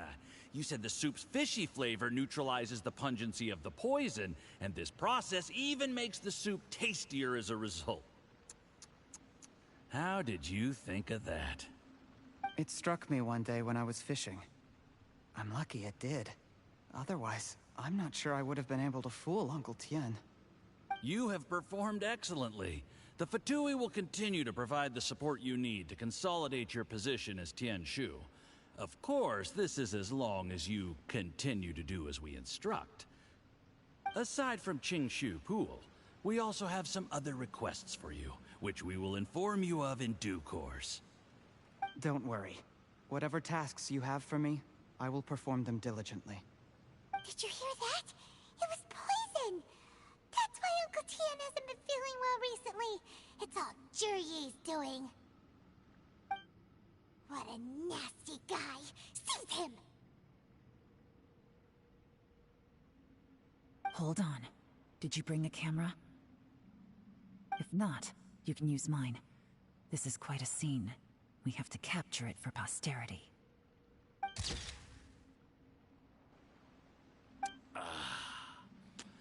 Excellent liquor. We've, seen no progress on the diplomatic front, and everyone has been eyeing up the treasure of Qingshu Pool. It's been a real headache for me. But soon, everything will be taken care of, and I can report back on a successful mission. Thank you, Juri. I remember when I first saw you. I knew right away that you would make a good partner for us. Hey, do you still remember what I said to you? How could I forget? You said a lowly commoner like me could never be seen as a serious candidate for the Tianshu, no matter how hard I work. The only way is for you to shine bright in the Tianshu's darkest moment. I think you were absolutely right. Yes. Under normal circumstances, the gap between you and other people could only ever grow wider over time. Just look at your two competitors. Qianwei had wealth. Mingbo had reputation. But you had nothing. You were just another nobody. And that's why I decided to help you. You know, there's an old saying in the Fatui. Give a starving dog a bone, and it'll guard your home for the rest of its life. Yes. I cannot thank you enough for your generous support.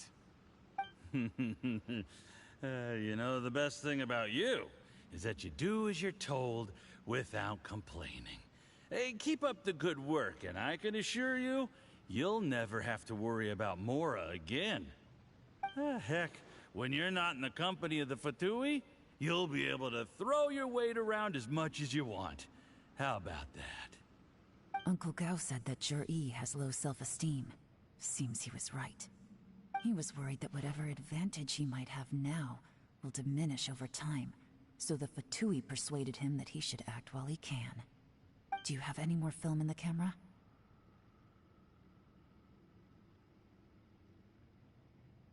Then get ready to use it.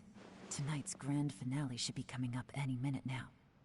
How well this goes for us depends on how Jur-E plays his hand. Ooh, is there any more alcohol? Go on. Fill me up.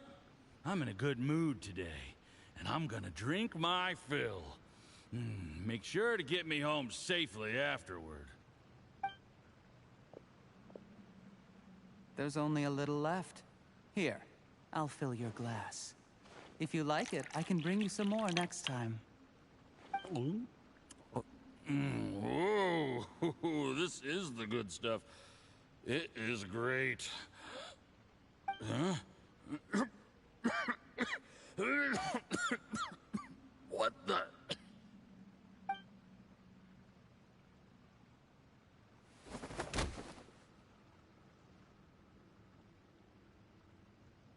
Jur-E, you poisoned my wine? But when? You seem surprised, Mr. Yusupov. How could you? How could I not? I've sacrificed years of my life studying and reflecting to prepare myself for this position. And in the end, I even had to poison my own teacher. You really think I'd put myself through all that just to become your little puppet? I don't want to bow down to anyone ever again. And that includes you. You imbecile. It's the Fatui who got you to where you are. Do you understand? If I disappear with no explanation, the embassy will come after you. They'll get to the bottom of this. Mark my words. Do you see the haystack in the corner? Underneath it is a pile of explosives. And next door in the dark room are the 3 undercover agents you sent to infiltrate the Black Cliff Forge. I'm gonna stay here till I see you slip into unconsciousness. Then I'm gonna set this on fire. Once the flames burn through the hay, they'll ignite the explosives, the ruins will collapse, and everything will be buried. What do you hope to? I took the liberty of leaving some evidence of your contact with the undercover agents at the Black Cliff Forge. It won't take long for people to join the dots. 2 missing person cases will become one as the truth gradually reveals itself. The Fatui planted undercover agents in the Black Cliff Forge to steal their signature ruin-grade explosives. Their plan was to blow through the solid floor tiles in the dead of night and seize the treasure of Qingshu Pool. but things didn't quite go to plan. Mistakes were made that led to the accidental deaths of the entire crew. Faced with the overwhelming evidence, the embassy won't investigate this any further. In fact, they'll be only too happy to blame it all on a rogue operation by you. It explains why you acted alone, while exonerating the rest of the embassy of any liability. Of course, none of that will have anything to do with me. When all of this comes to my attention, I'm afraid I'll have no choice but to cancel the Qingshu Pool redevelopment plan immediately. I guess then, I'll be Tianshu in my own right, with a clean record and well out of the Fatui's reach.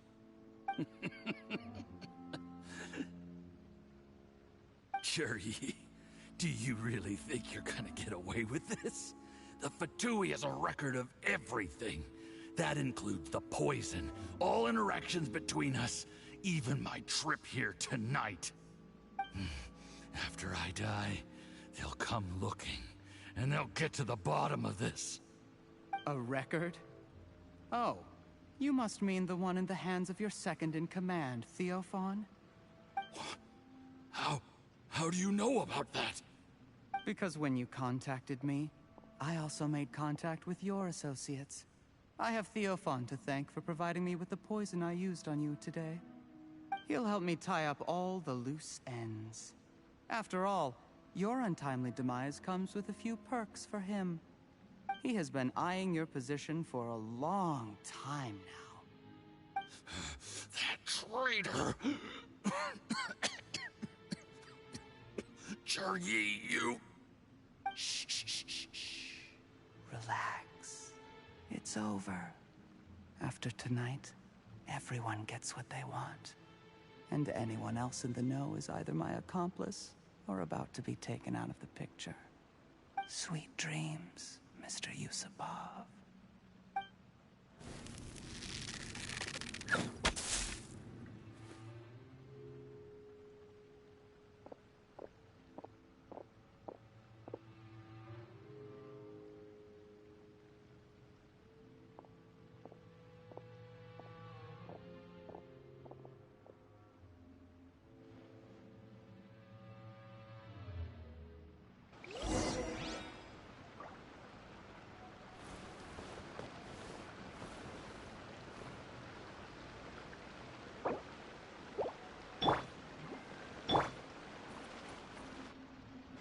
I did a little surveying on the way here and found that you'd left yourself 3 escape routes in case things went south. I have them all surrounded. If you're thinking of trying anything, save yourself the effort. The game's up. We were here the whole time and have pictures of everything. They came out pretty nicely. Want to see them? The game's up? Forgive me, I'm not quite sure what you're referring to, Miss Yelan.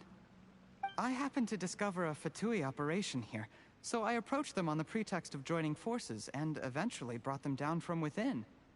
If it pleases you, Miss Yelan, I'd be only too happy to have you join me in investigating this matter. This is how you want to play it, huh? Fine. You do you. All we need to do to convict you is establish that the poison in his system is the same as in Uncle Tien's. Nothing else you wanted to add? Let's leave it there then. Time to go. One wrong move and it all comes crashing down. I should have been more careful. You followed him here, didn't you? I was so focused on keeping myself out of sight, I forgot he was a potential liability. Let's talk about this, Yelan. I gave you my word that I would live up to the Tianshu name, and that much I can still guarantee. Your point being? When I take office, I can guarantee that I will act in your best interests. In fact, all of you here tonight can expect very generous treatment in the future. I don't deny that I used underhanded methods to get here. But given my lowly origins, what other choice did I have? You still don't get it, do you? Even now. What do you think?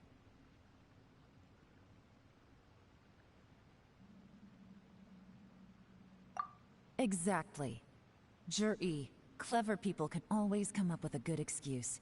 But while you might be able to get other people to believe you, you'll never be able to deceive yourself. There's nothing wrong with wanting to win other people's respect, but when has Uncle Tian ever looked down on you? He was like a teacher and a father to you, but you chose to repay that by poisoning him.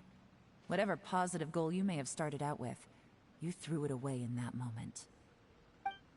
That's enough. Of course.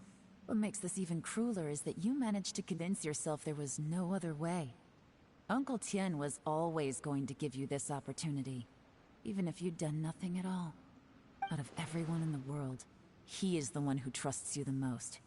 So much that he drank your fish soup without doubting you, not for 1 second. That's enough! That's enough. Life is like fishing. It cannot be rushed. Whatever you do, impatience will accomplish nothing. I was just like you once, desperate to prove myself.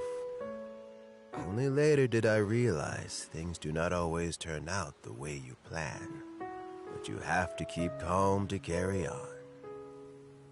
You're still young. Be patient, believe in yourself, and don't look outside yourself to prove your value.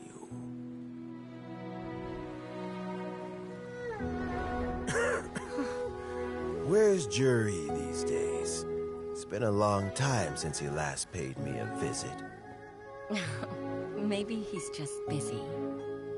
Well, next time, if he doesn't bring a pot of piping hot fish soup, don't let him in. Whatever you were thinking about, you'll have plenty of time to mull it over in prison. Oh, I almost forgot. If the Fatui find out what happened today, prison might not turn out to be the safest place for you. Trying to have friends on both sides, it has a way of turning everyone against you. But right now, I have an opportunity for you.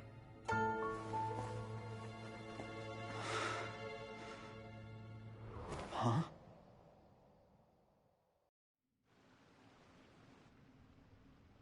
Sorry, things are about to get extremely busy for me.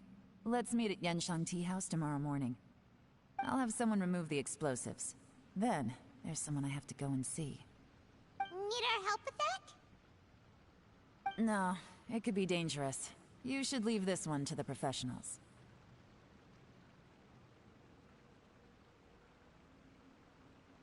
Don't worry. As long as they're willing to cooperate, this'll be a straightforward deal. Get some rest. See you tomorrow.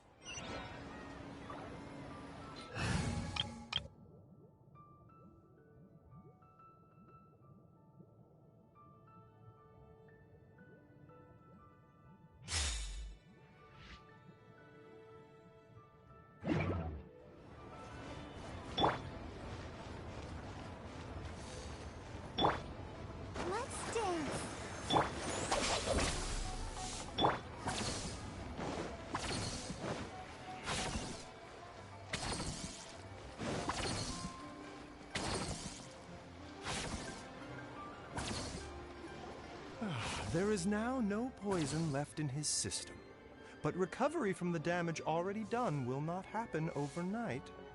Dr. Baishu, is my father going to be... You needn't worry too much. Keep taking the prescribed medicine every day, and a full recovery will take at most 2 to 3 years. It's good we caught it in time. A few days later, and the toxin would have built up in the internal organs. At that point, things would have been much more serious. How did they successfully secure such a seldom-seen poison?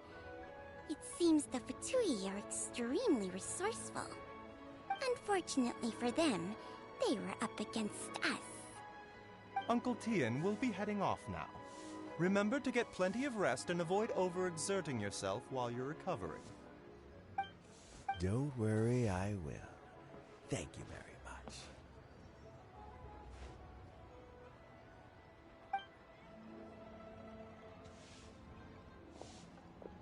Ah, you're here too? Thank you for all you've done to resolve this situation. And I'll have to make some tea in a moment. You simply have to try it.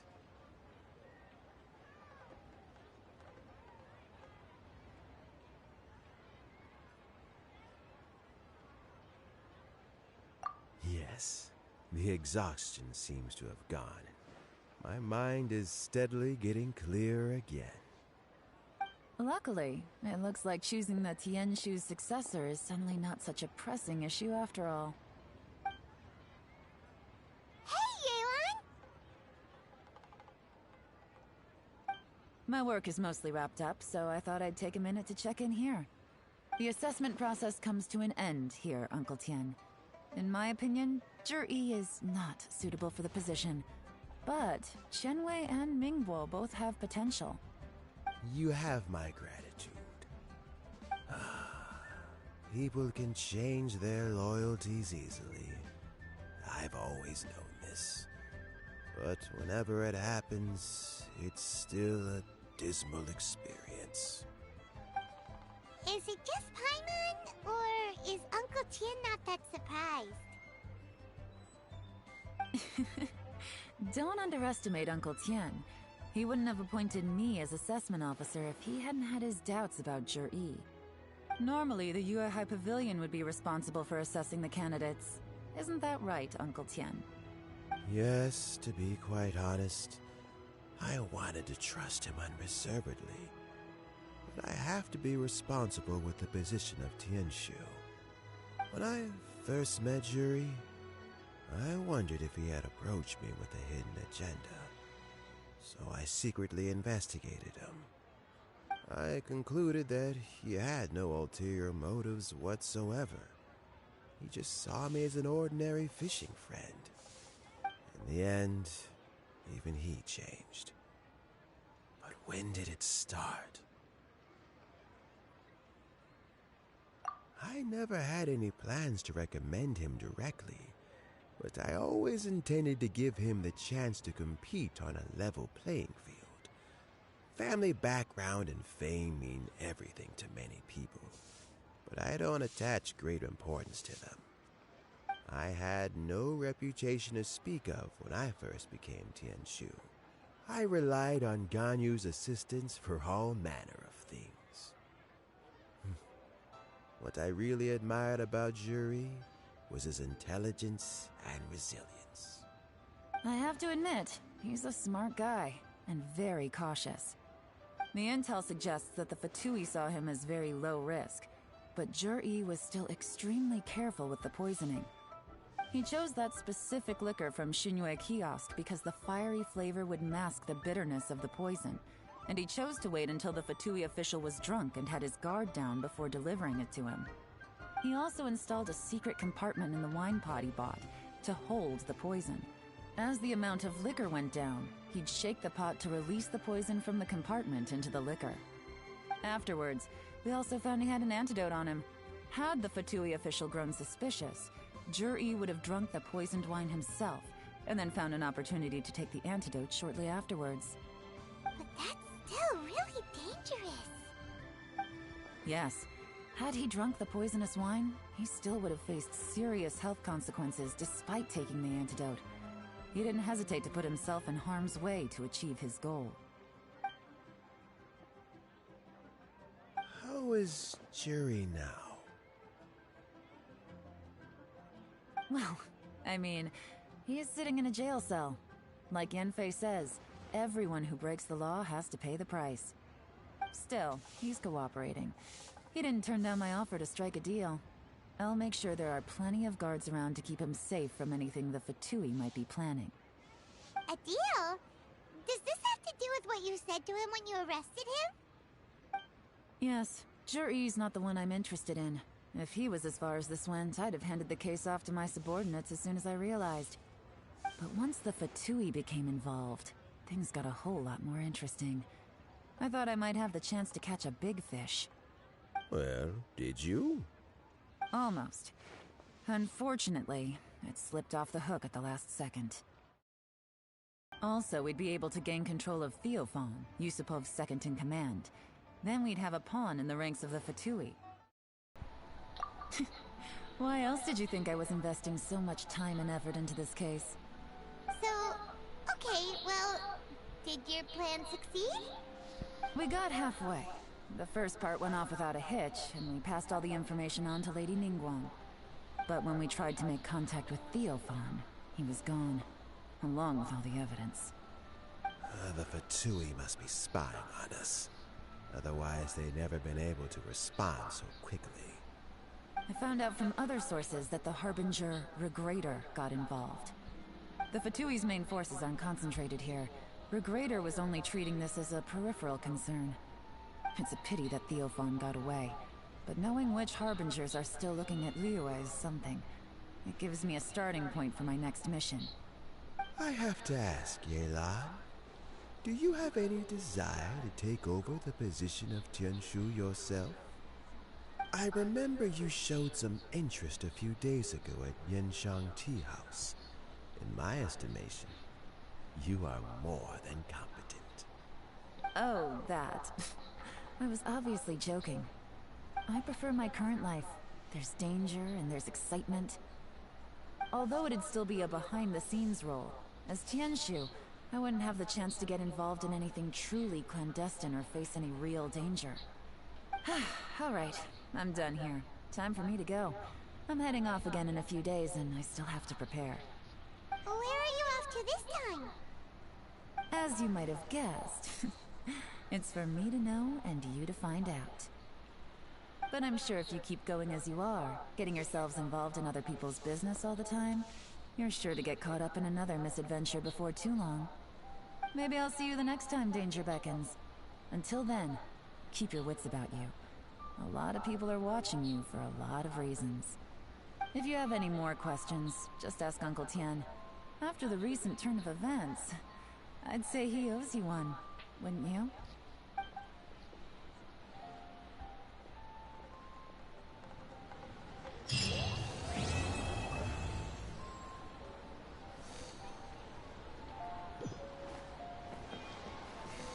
Pronto. Terminamos aqui a missão lendária da Yelan, né? Capítulo de Umbrabilis. Umbrabilis, é isso mesmo. Orchis ato 1. Aposta calculada. Seleção dos Qixing, né? Mostrando aí, viu? Né? Que é a seleção aí de um deles aí para ocupar o cargo de Taishu, né? Do Tianshu, né? Do Tianshu aí, que é o cargo desse tio Tian aí, né? Mas ele estava sendo envenenado. O outro forjou até as informações dele, né? Mas todo mundo queria pegar esse cargo aí, que é tipo um cargo de governador, de um representante do governo aí, não tem? Tem uma certa semelhança aí, né? Com a realidade, né? É bem interessante. Eu espero que vocês tenham gostado, espero que vocês tenham entendido também, que acompanhou, deu para entender bastante, que parece muito com a realidade de algumas coisas ali, né? Mas foi muito bom. Eu gostei da história, espero que vocês tenham gostado. Obrigado a todos, viu?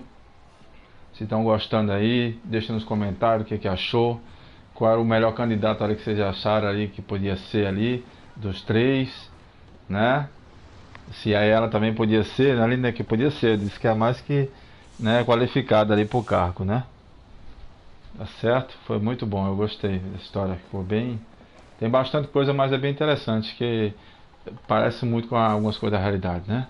Espero que vocês tenham gostado. Se gostaram, se inscreve no canal, dá um like para dar força ao canal, indica para os amigos. Se não está gostando, indica para os inimigos, que dá no mesmo, tá certo?